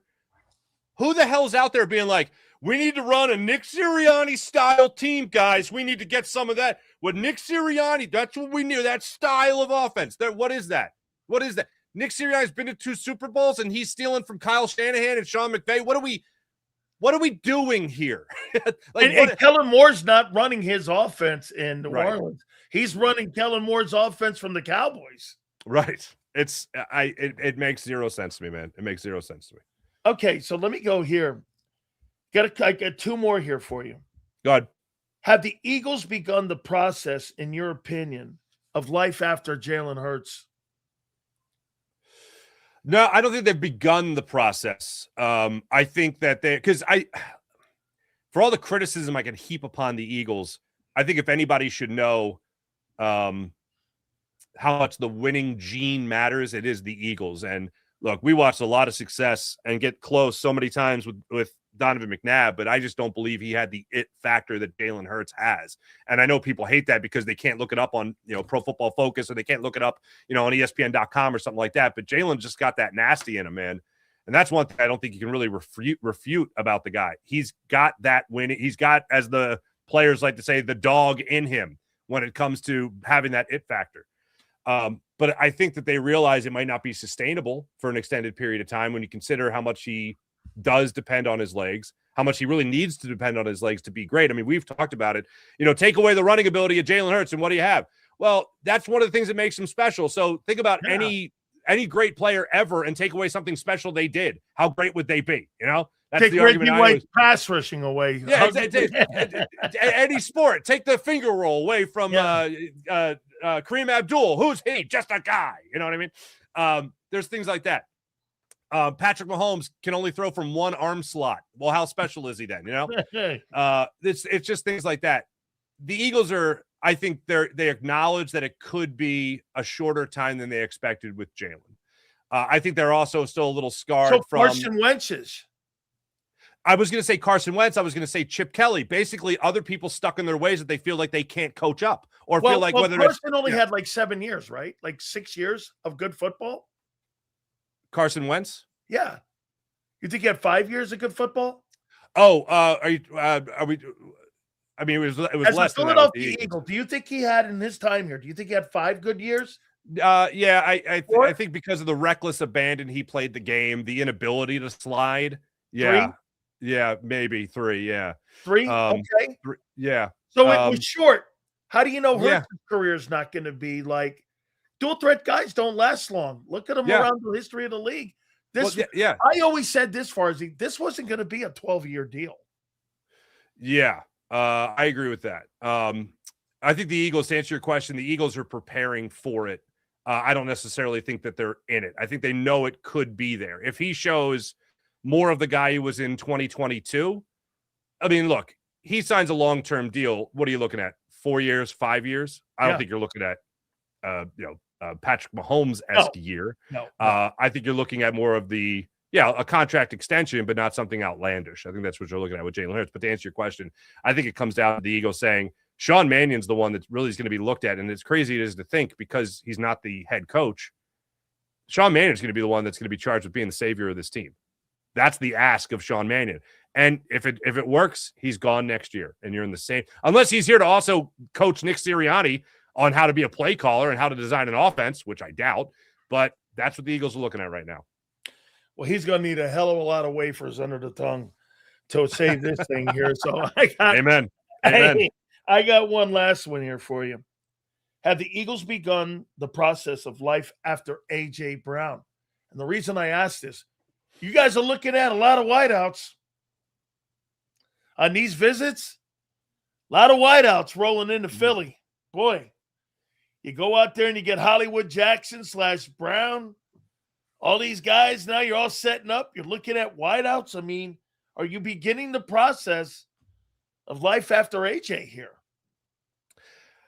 I think the Eagles are. They're very much aware that other teams want him. You mentioned the Rams. We've mentioned the Patriots. Everyone knows about that. There's a trade speculated with the Chargers as well. There's talk about Max Crosby again. They're covering every aspect. The one thing you could say clearly about Howie Roseman is that this guy is always prepared. If there's tires to be kicked, he's kicking them. He's exploring everything. I mean, that's how he has really had the success with the Eagles over the last handful of years. And if you're talking about somebody other than the owner signing checks and being open to spending big money, the next most important person under ownership is Howie Roseman when it comes to the Eagles. And I think a lot of fans realize that, Nick Sirianni might not be a great head coach. Jalen Hurts might not be the quarterback of the future for the Philadelphia Eagles right now, but the guy they have confidence in to still build this team is still Howie Roseman. I mean, you look at going to a Super Bowl with one head coach and one quarterback, a backup quarterback, and then a couple years later, you're backing it with a different head coach, different quarterback, and then you get back with that same coach and quarterback and you win it again. All this after the Chip Kelly era was supposed to derail the franchise. Howie Roseman is going to be prepared for just about everything when it comes to this draft coming up here, especially the future without A.J. Brown. Well, I learned one thing. We're not going to see Farzy in the Poconos on the cover of the Inquirer sitting there poolside with some cheerleader from the Eagles up there going, hey, we're just up here, just a couple hours out of the way in the Poconos. I think Miss Farzetta is not going to go down for that there. That's not going to cut it, no? No, she would appear out of like a flower pot and be like, gotcha. So I don't think that would happen. I don't think that would happen. You see, my wife always says this, though, to me. She's like this, because, she cured me of one thing. I'm going to tell you. I think you might laugh at this. So on my Facebook, this is about 10 years ago, Farzy, I used to think when people were sending me like these like invites, that, there was these really hot chicks that were sending these like, hey, this is Susie Q, whatever. And hi, this is this. So my wife catches me. She comes over my shoulder. She goes, yeah, that's it. There's some 21-year-old chick sitting there going for a big fat guy that's 60 years old, and that's up her lane. Keep plugging away, kid. I go, what do you mean they're not fit? They're not real? She goes, that's a fat guy in his basement in Canada that's sitting there, and he's doing this in his drawers with cookies on his chest. And this is what he's doing. So ever since then, I don't accept anybody. That's good. I've learned, because now I think it's people after me that are doing this. So I just got to just let you know that I don't, not me, man. I'm not down with that stuff. You'll never catch big sills in a lane like that. How about this? My wife comes over my shoulder. She's like this. She goes, you think that girl's really sending you that she's real? I go, yeah. And she goes, of course you do. 35 years of marriage, Farzy. God bless you. You've cracked the code. You've cracked the code. Don't accept those friend requests or invites. Simple as that. Oh, no way. Not happening. Farzy, I'm always happy you accept ours, man. Thank you so much, my friend. We appreciate you, and we'll see how this thing plays out, my friend. Thank you. Back at you, brother. See you. You got it. Mark Farzetta, we appreciate him very much. Yeah. Yeah, we don't go down that lane any longer. Not happening. Nope. Not happening. Hey, we're going to take a look at some of the NFC East teams. We did it with Zander. We're going to go over it as well. Okay? We'll go over it as well a little bit here.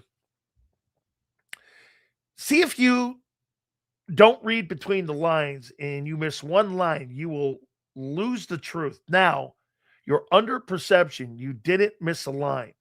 This guy's like Confucius. We need more Dirty Dianes. Get the inside scoop. Nick holds his back. Your boy can't throw into zones.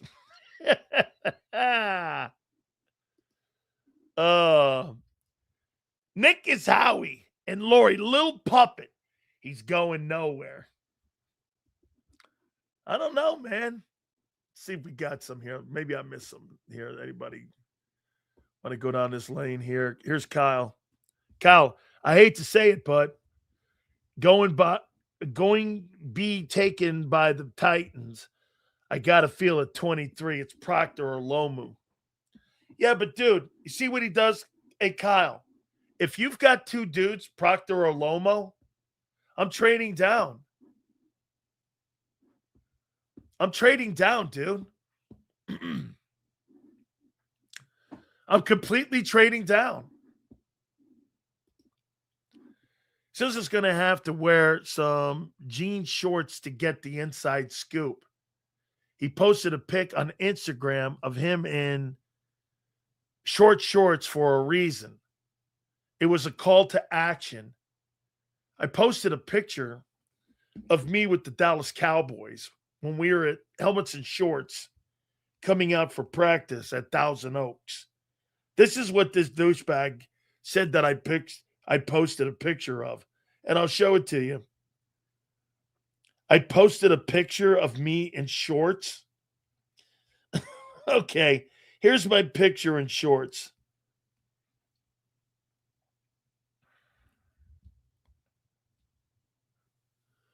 Here's me with the Cowboys coming out to practice with Crawford Kerr.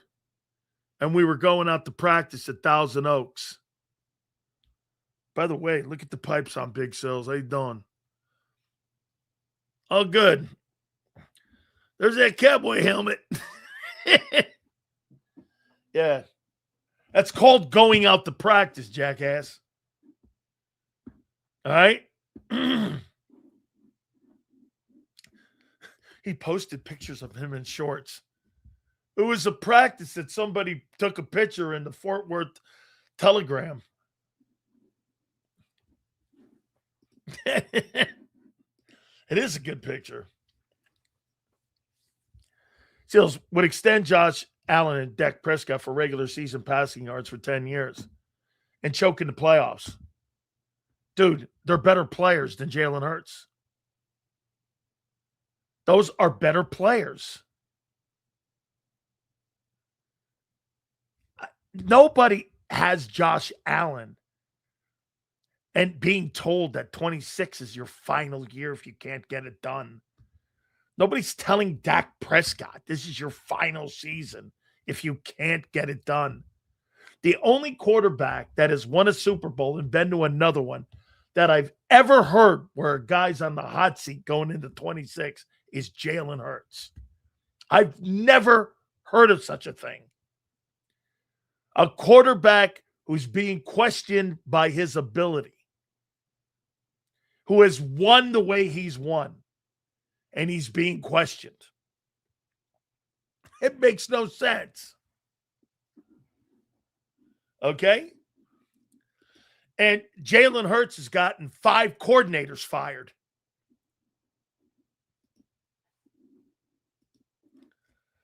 I knew Sills wouldn't finish the comment. What comment? What are you talking? I'm not sure. Post it again and I'll talk. A day's retiring a Cowboy, and this coming from an Eagle fan. Dan. Josh and Dak regular season heroes. Then why is Jalen Hurts being told to get along or go along or get lost? Jeff McClain, Tim McManus, those guys are the ones reporting this. Hey, I've never seen a guy with success being ripped more in my life than Jalen Hurts. I've never seen it.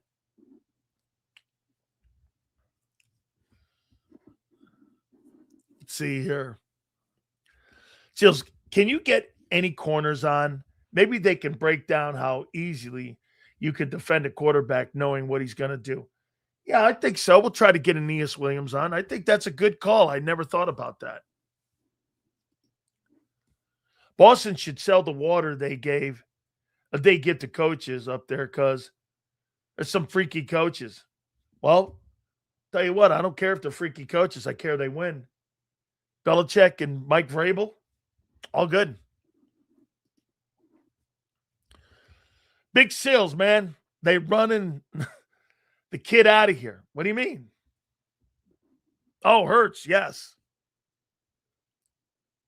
Well, what you was reading from Philadelphia. I'm not sure what I don't know what he was talking about. Dak is getting another extension after 28, unlike Hurts. Oh, yeah. Correct. I don't know about a record-breaking deal, but Dak will be extended. Hurts will not be. As a matter of fact, they already told Nicole Lynn he's not getting a contract extension this year.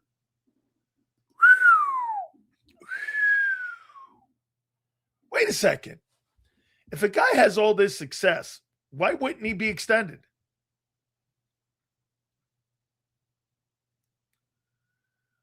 How many years ago did he sign that deal? 3?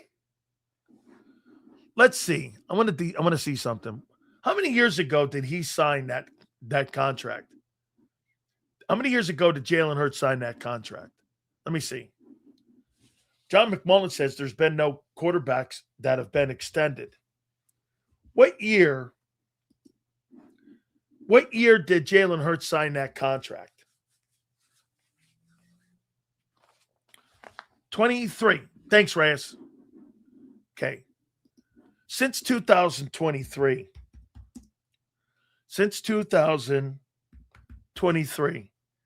how many NFL QBs have had their contracts extended?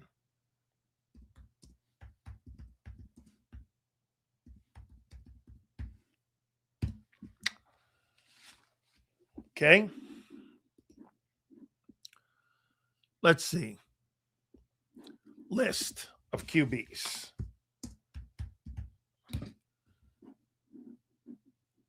Okay. So Prescott got a contract extension in 2024 to $60 million. They extended him. Brock Purdy, I'm not going to go there because he didn't have a big deal. He had a rookie deal, and he got that deal in 25. So I'm not going to go him. Josh Allen agreed to a new contract in 2025. So you've got Prescott and you've got Josh Allen. Okay, Jordan Love was on a rookie deal, so I'm not going there. Trevor Lawrence, same. Tagovailoa, same. Golf got an extension in 24. Burrow got an extension. Herbert got an extension. And Jalen Hurts got one in 23 too. So I don't know what John's talking about. But since Jalen Hurts signed his contract, Dak, Josh Allen, Jared Goff, Joe Burrow have all signed, Justin Herbert, all have new contract extensions and signed new ones. How come Hurts hasn't? These Dallas fans with these stupid agendas, Hurts has a Super Bowl ring and Dak will never get one, you clown. So what? That doesn't mean he's a better player. You mean to tell me you think that Jalen Hurts is a better quarterback than Dan Marino because he doesn't have a ring? Fuck out of here. The Giant pick at 5, be honest. I've heard it's three guys between Tate, Downs, and Styles. Sounds right. Thanks, Marsh. When the Eagles are needing cap space for Carter and Mitchell, this is the smart take here. Right here. You guys need money. Hey, DFW, if they really wanted to sign Jalen Phillips, why didn't they get cap relief? Why didn't they get cap relief from Jalen Hurts?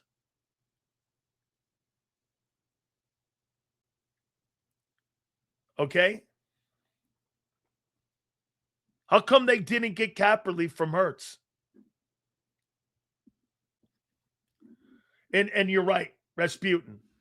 Hurts' money's up this last year, 26. His guaranteed cash is all up. You're right. This is a great take. When the Eagles are needing cap space for Carter and Mitchell coming up, and they're not looking to extend Hurts, that's got to tell you something you need to know. It's a great take. That's right. I mean, they restructured Patrick Mahomes' deal to get cap room so that they can make some moves on the team.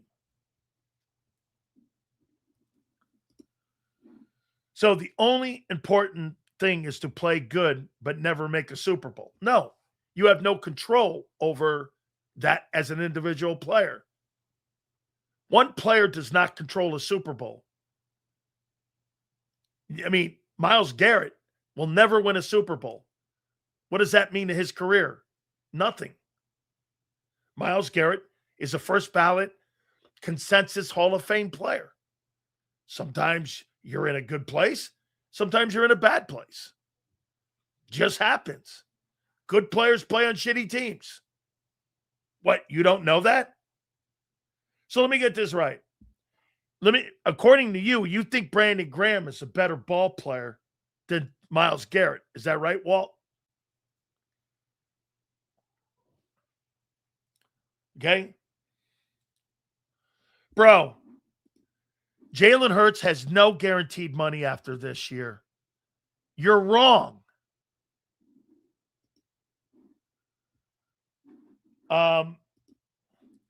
That guy thinks that Myles Garrett, that BG is a better player than Myles Garrett because Brandon Graham's got 2 Super Bowls.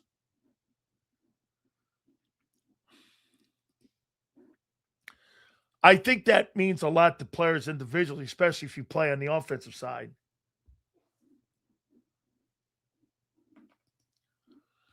Can we stop disrespecting disrespected Pat Holmes and Brady. They didn't need great players to win Super Bowls. They had Gronk, and Mahomes had Kelce. That's it on offense. That's it. Hurts had all the talent. Hurts had all that talent. Shit the bed. I don't think it's shit the bed. Look, you guys are the ones that go too far. I don't. That's not where I go. I never said he sucked. Get this. Here's a guy that doesn't get it.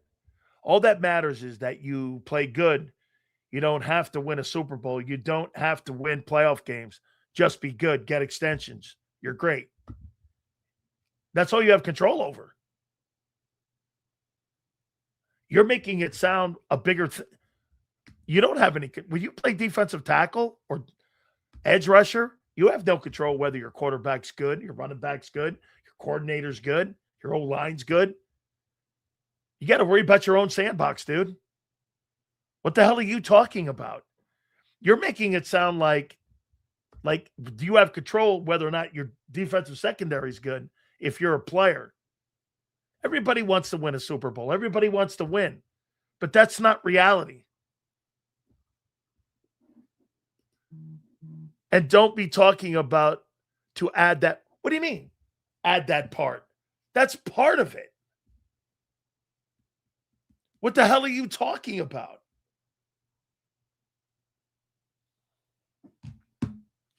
That's part of it. Guy, you're wrong. Dude, keep posting. Mahomes had a prime Tyreek Hill, and they never paid him. And then they won 2 Super Bowls after him with Juju Smith-Schuster. Stop it, Ish. He didn't need Tyreek Hill to win Super Bowls. Bro, you're wrong on every single time when you talk money. A down year for Jalen compared to guys like to Jalen. Jalen's had 2 shitty years of passing the ball the last 2 years. Plain and simple. We have shown you. He's 26th in almost every single passing category the last 2 years.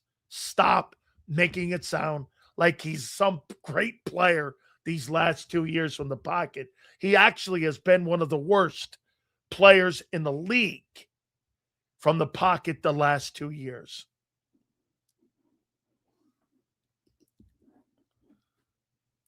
At least Jim Kelly got to 4 Super Bowls.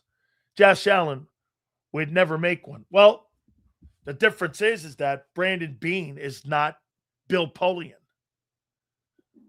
Let me ask you this. You think that you get the Super Bowls if you don't have Howie Roseman?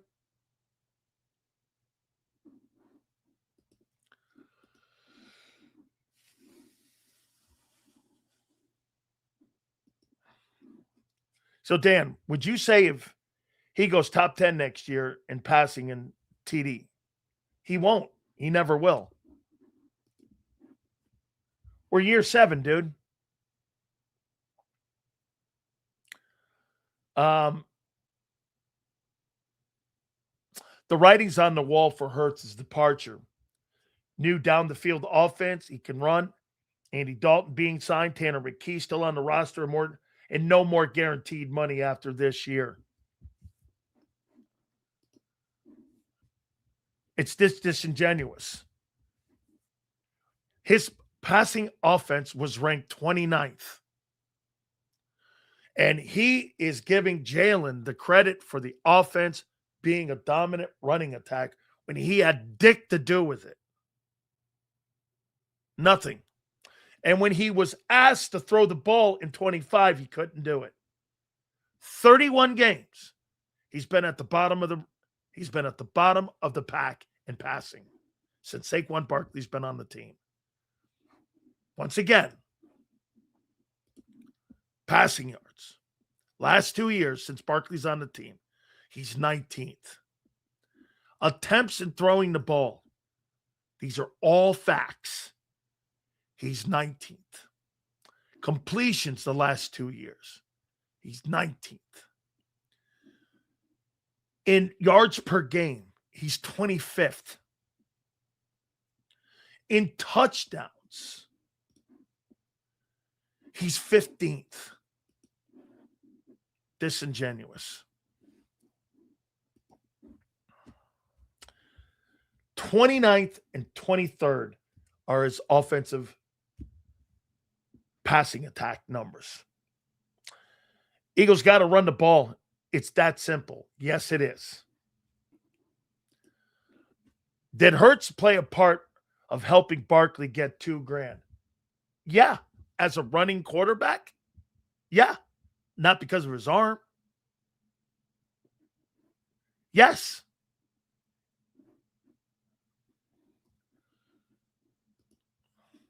Look at this. Again, efficiency doesn't lend to stats, which means low rank. Folks, the Chiefs thought the same way as you, the Hurts trounced them. Get this. And yet, all of this, he's saying, they're changing philosophy, approach, and they're hiring Sean McVay's offense. If everything M. Reyes says is true, why are they changing? Why are they firing all these people? Why are they going in a different direction? If his efficiency is so high and his ability to play in this so-called offense, why are they drastically changing just in coaching staff alone? Why?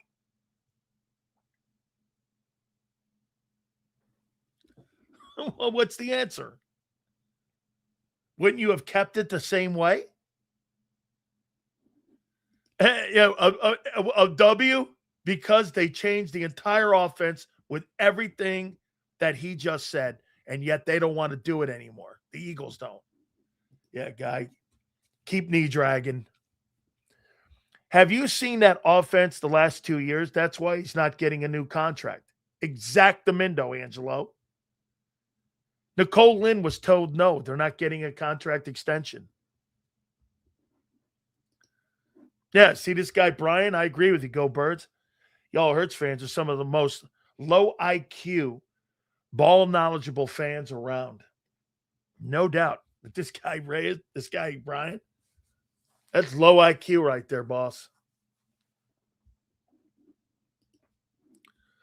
At least we know this. Hurts already earned his contract more than any quarterback the Cowboys have had the last 30 years. Get this. Listen to this. By going to 2 Super Bowls in less than 4 years.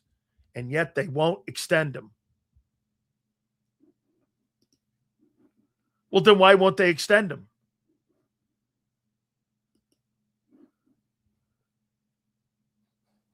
Philadelphia, then why won't they extend him?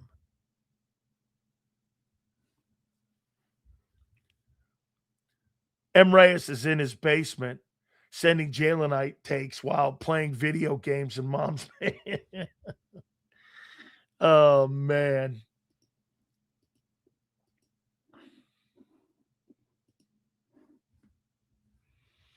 Because Lurie wants a passing offense and Hurts doesn't fit the style of offense.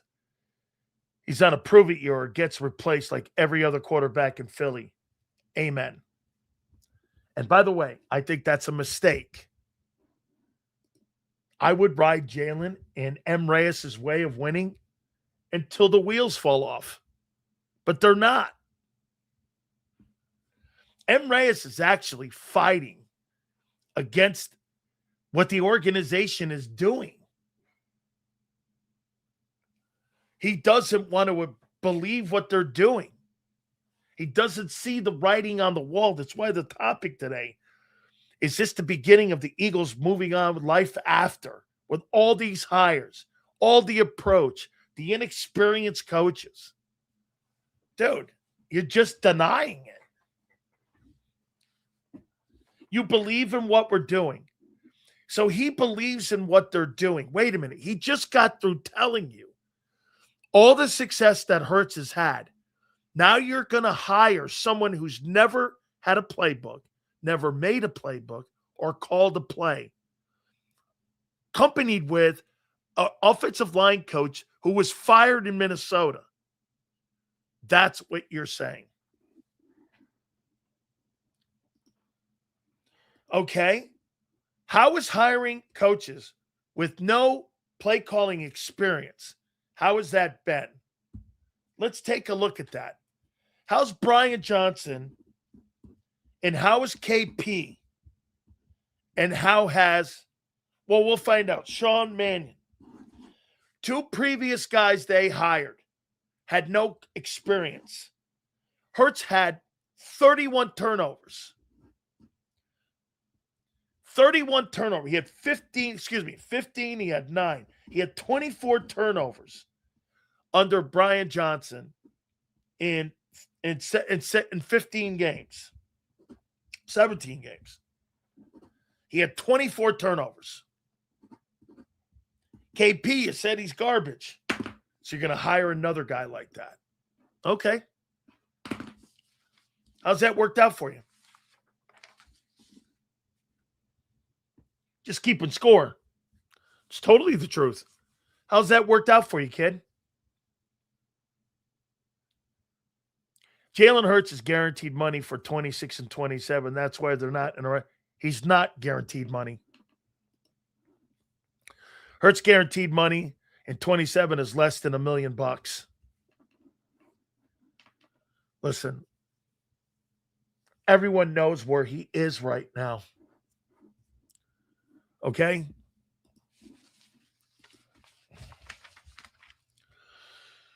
Oh.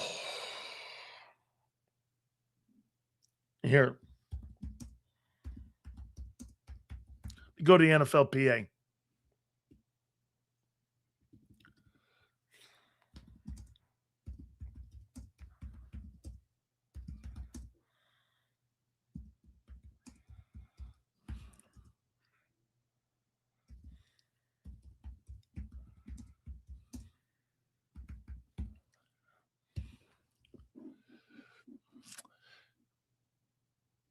Jalen Hurts right now, okay, 2026 is the final season of his guaranteed money. Jalen Hurts does not have any guaranteed money following 2026. Reports indicate 26 is actually the final year of the guaranteed money, roughly $51.5 million. While his contract runs through 28, the guaranteed portions expire in 26. With a critical prove-it year to secure the longer-term deal. In 2026, the season is considered, again, 51.5. Okay? He's got no fucking money left. That's the NFLPA's list.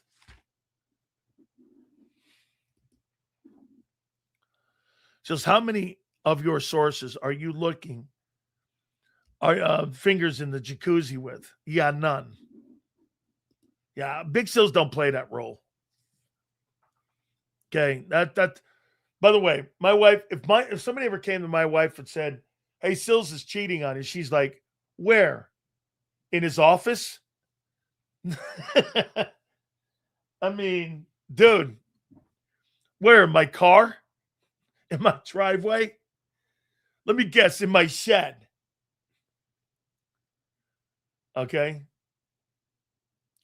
Yeah, this has happened multiple times when a guest comes on. I saw this interview or back and forth already weird.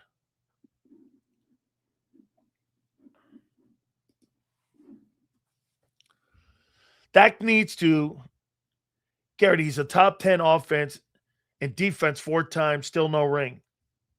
So what? I get it. He hasn't come through. Dan Marino didn't come through. Jim Kelly didn't come through. There's been a lot of great quarterbacks that haven't won Super Bowls. John Elway's 2 and 3 in Super Bowls or something.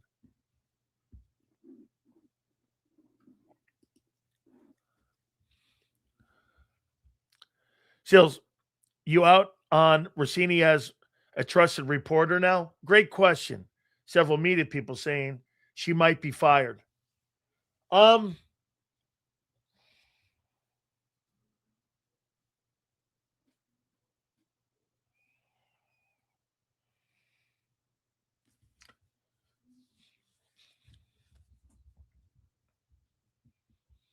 Am I out on Diana Russini as a trusted reporter? Now, wait a minute. See, this is where I disagree a little bit with Zander. Am I out on her as a trusted reporter? You're tying in her being allegedly fucking around on her husband, and you're weighing that into her ability to cover a story. And it's clouding a little bit of your judgment. Okay?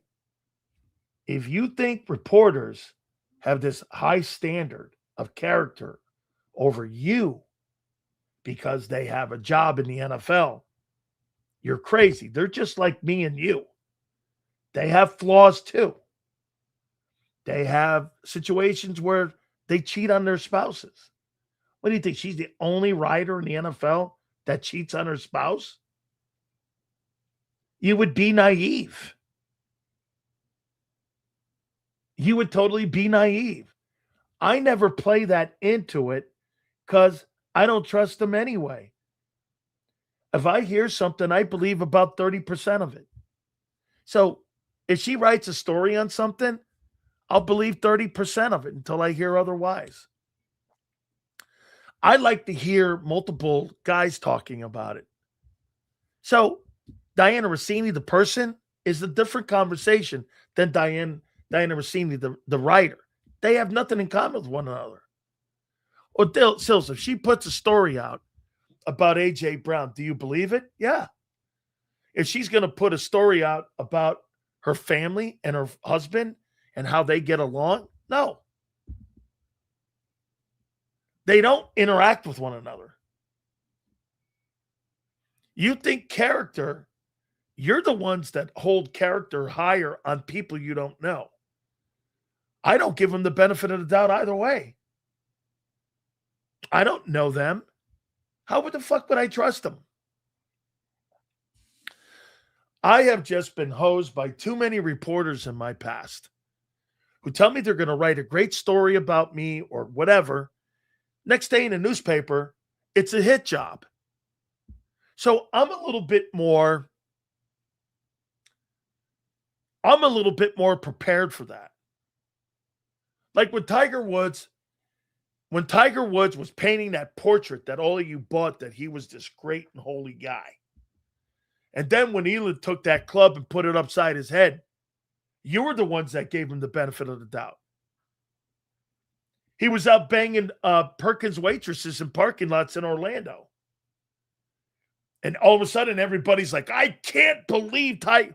What do you mean you can't believe Tiger?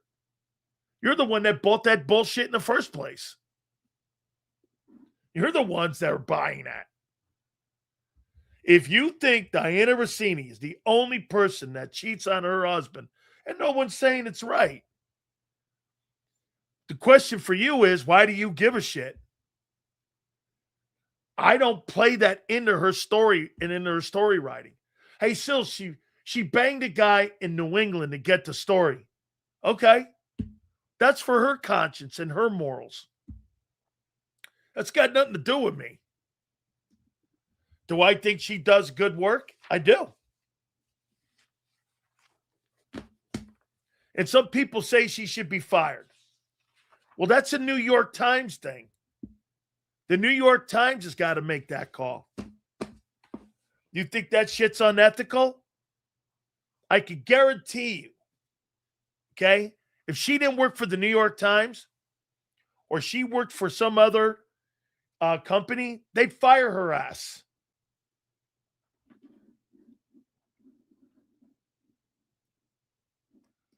It's a good one. But Sills, how do you make a take based on reports you can't trust? Who says my takes are based on their reports? None of my takes that I ever have on my show are based on, I have my own opinion. If Diana Russini's talking about A.J. Brown, I don't read her story. I talk about her talking about A.J. Brown being traded. And if I read her story and I believe some of it or I don't, I have my own take. I don't go to a story and that's my take.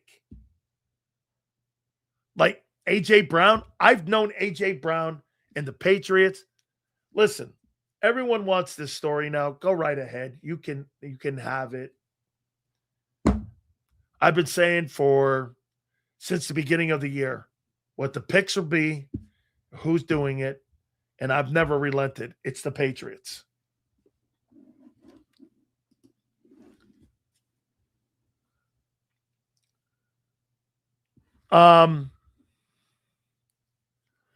Seals Vrabel's smart to use Russiini to gain leverage in a trade by lowering AJ's trade value. That's the problem that you're going to get, and that was what Zander was saying today. Okay? And that's the problem you get if you're the New York Times. That's the problem the Times has. If she's manipulating, okay, let me go here. Say you have AT&T stock, and I go into a room and I'm banging the CEO of AT&T, and they tell me they're going to diversify and they're going to purchase Verizon. And you get that insider information, and you go out on a story and say, AT&T about to make a move when it comes to market size and also an impending acquisition. And you write that story. Is that manipulating the market? You're damn right it is. Or how about when Trump goes out and says the war's ending and the straits are open? You think stock market and oil companies and all those other places aren't going to drop the price of oil? They did yesterday. That's manipulating the market. Anybody can do it in power. Anybody who writes stories can manipulate a story. Any narrative can be out there. So, yes.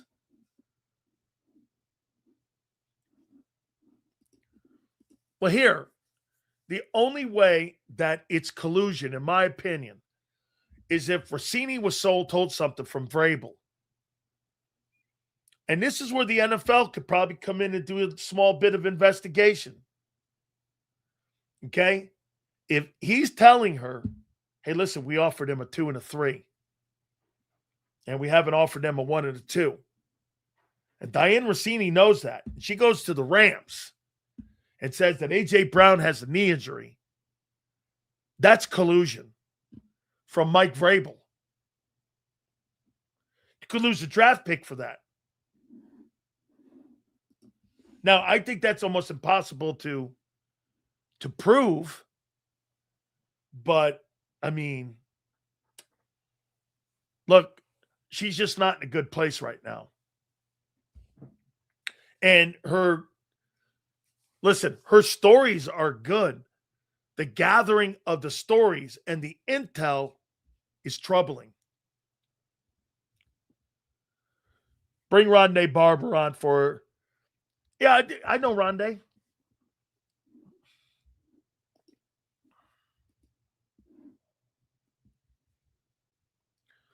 I don't think she leaked the AJ knee stuff, but I do think she was putting it out there that AJ's disgruntled because even that lowers the trade value. Yeah. But AJ has been disgruntled. That's gone on for a little bit now.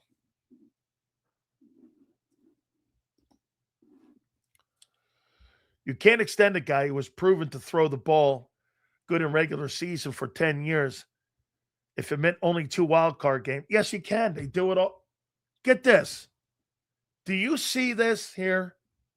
Dak Prescott made $60 million and got a contract extension for $60 million. They did.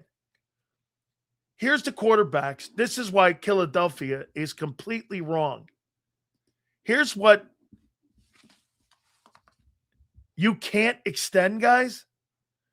You're wrong 50 times over. Highest paid quarterbacks in the NFL.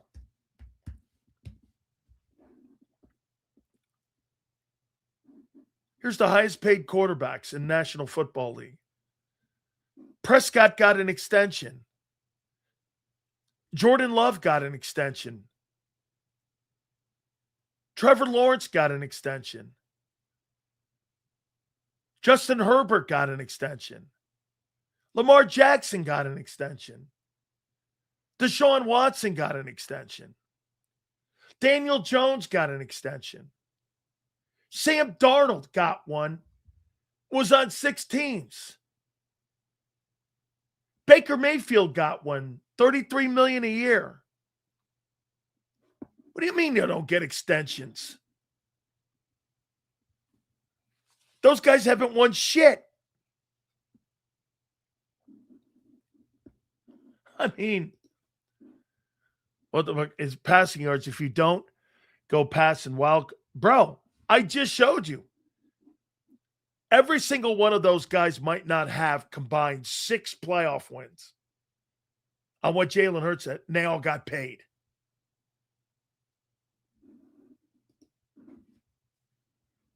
They all got paid. Get this. Great take. That's right. Kirk Cousins signed that contract in Atlanta, gave him $48 annually before Jalen Hurts got a contract extension. Kirk Cousins. And he just signed a brand new one now with the a new deal with the Raiders. Dak's biggest problem is decision making under pressure. That's why all the empty calorie yards. Pietis, I would say this. They need to get him and do for him what they did for John Elway. They got him a running back that was prolific. If Dak is ever going to win, they need a prolific back. Because if he has to throw the ball 45 times the rest of his career, it'll be the same result. He's not going to win.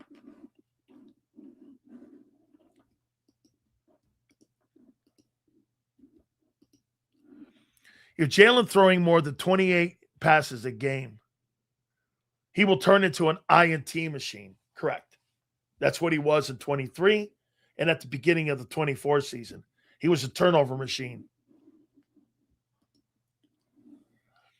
And Hurts got paid in 27, Garrett. About to get paid. Yeah, well, they've already told him they have no intention of extending him. Hurts' contract is most likely on hold because they want to reset the market, not make him top 5 highest paid. Dude, if you sign Jalen Hurts right now and you say you gave him 60, say you gave him 60 for a passer who's not that good, it'd be the dumbest place on the planet to do, especially if Barkley's not. Listen here. Here, let me ask you this. If Barkley doesn't go for 1,600 yards this next year, 2026, he gets, that's not true. Thanks for the super. I appreciate it. Thank you.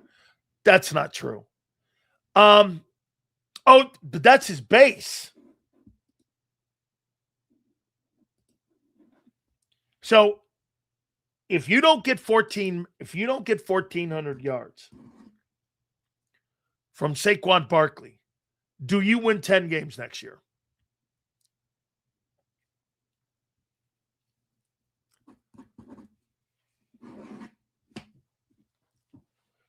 If you don't get 1,400 yards, do you win 10 or more games?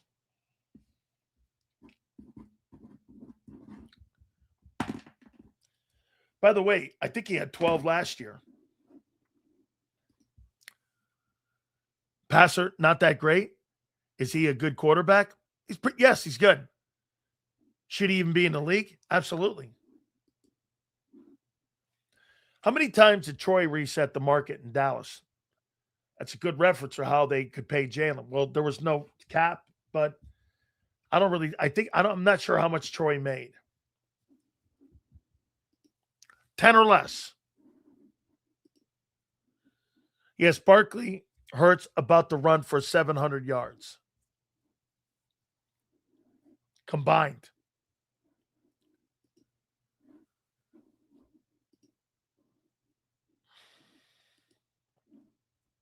How you doing, my friend?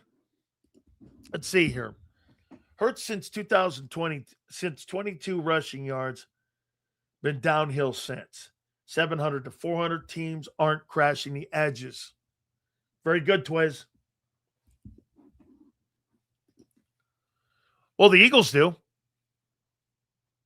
Look at this, guys. I don't want a quarterback to throw for $4,000 every year in a regular season and then play real playoff teams and wet the bed. Well, the Eagles do. Well, you're contradicting what they're doing. You have no answer for what the front office and the entire organization is doing now. When you post shit like that, you're not believing what you're seeing. And you're not hearing what people are saying. Philadelphia, you're in denial, man. Because at the end of the day, you're right. Why are they changing? You guys act like the quarterback can't throw for $4,000 and win. He can't. Anytime you've upped his volume in passing attempts, he's been a turnover machine. No, they don't. They had a checkered playoff appearance. Missed my super chat. Let me see here, Cody. I'll go back. I missed your super chat, Cody.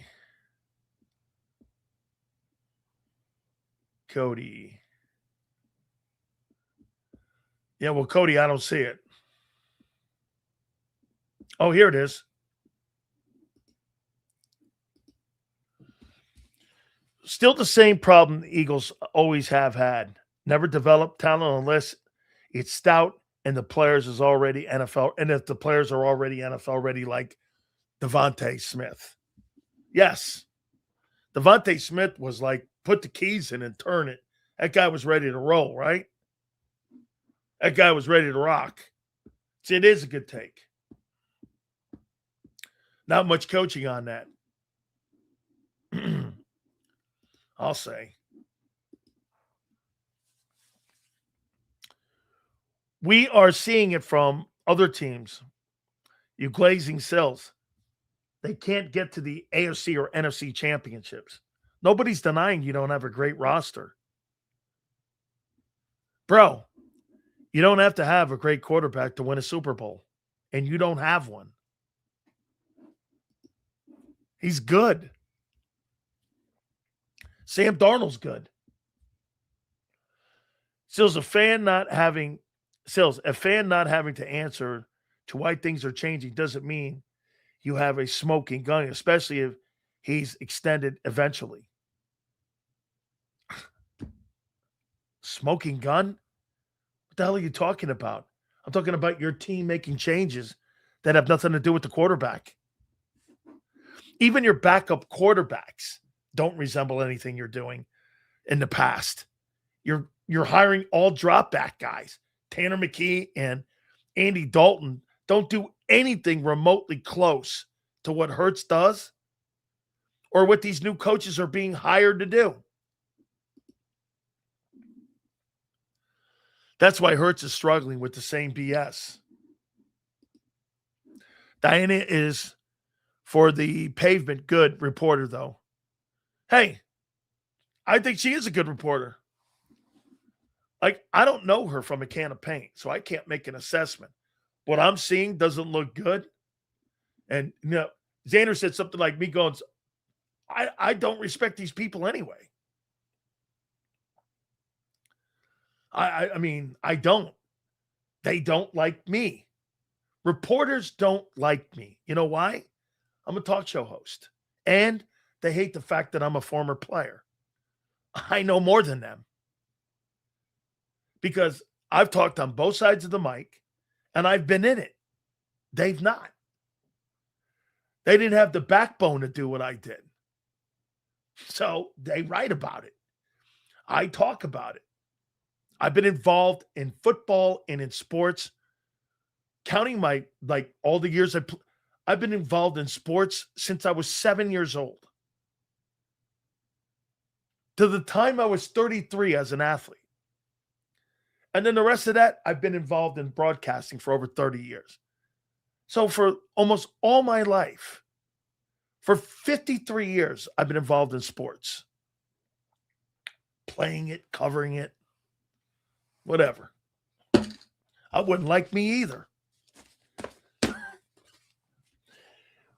Got to pay some bills here. Our good friends at Morgan & Morgan, the number one injury law firm in all of America, for a reason. Because they win. Simple as that. With over $30 billion recovered, Morgan & Morgan is the number one injury law firm in all the country. That's right. There is no company like it.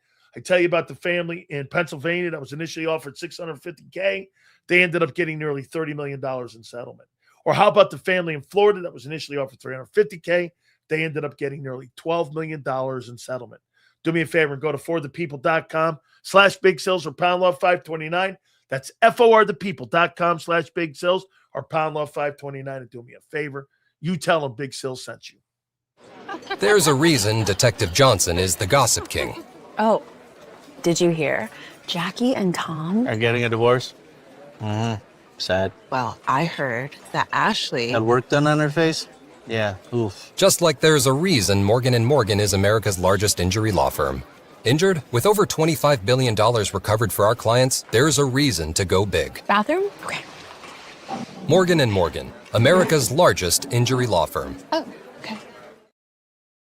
Ignite your nights with free live entertainment daily, only at Live Casino and Hotel Philadelphia's Center Bar. 7 days a week, enjoy some of the region's top party bands, performers, and DJs as they take the stage in the heart of the casino action. Great cocktails, live music, and lively moments. It's all happening at Center Bar at Live Casino and Hotel Philadelphia. Visit livecasinophilly.com for more details and the complete list of upcoming events. Must be 21 or older. Gambling problem? Call 1-800-GAMBLER. This is Eric. When he got injured in a car accident, he called Morgan & Morgan. He not only gets a lawyer, he gets trial lawyers like Sam and Jessica, who are in it to win it. He gets his own investigators with briefcases, leather ones. And if you ever have questions, our customer service folks keep things rolling. Injured? We're your army. Morgan & Morgan, America's largest injury law firm. Welcome to the Jet Setters and the High Rollers, to the Shot Takers and the Tastemakers. Welcome to the Viewfinders, the Thrill Seekers, and the Night Owls. Welcome to everything you could possibly want on one 5-mile island. Welcome to the Wildwoods. Book your stay today. In our hometown, we all look out for each other. We go the extra mile to lend a helping hand. Thank you. We step up to keep our communities going strong. And at Independence Blue Cross, we're here to keep you going strong. We've been deeply rooted in our communities for more than 85 years. And that connection to members has earned us our spot as the #1 health insurer in the region. So while you look out for your neighbors, know IBX is always looking out for you.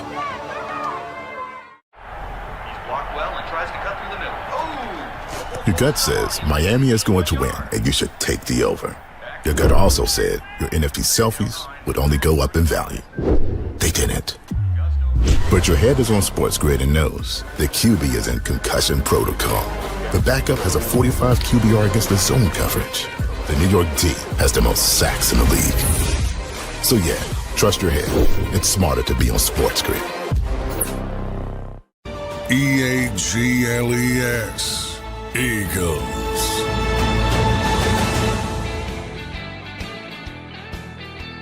Been a great week. It's been a great week of content. It's been a great 2 weeks, actually. And I didn't even mention it.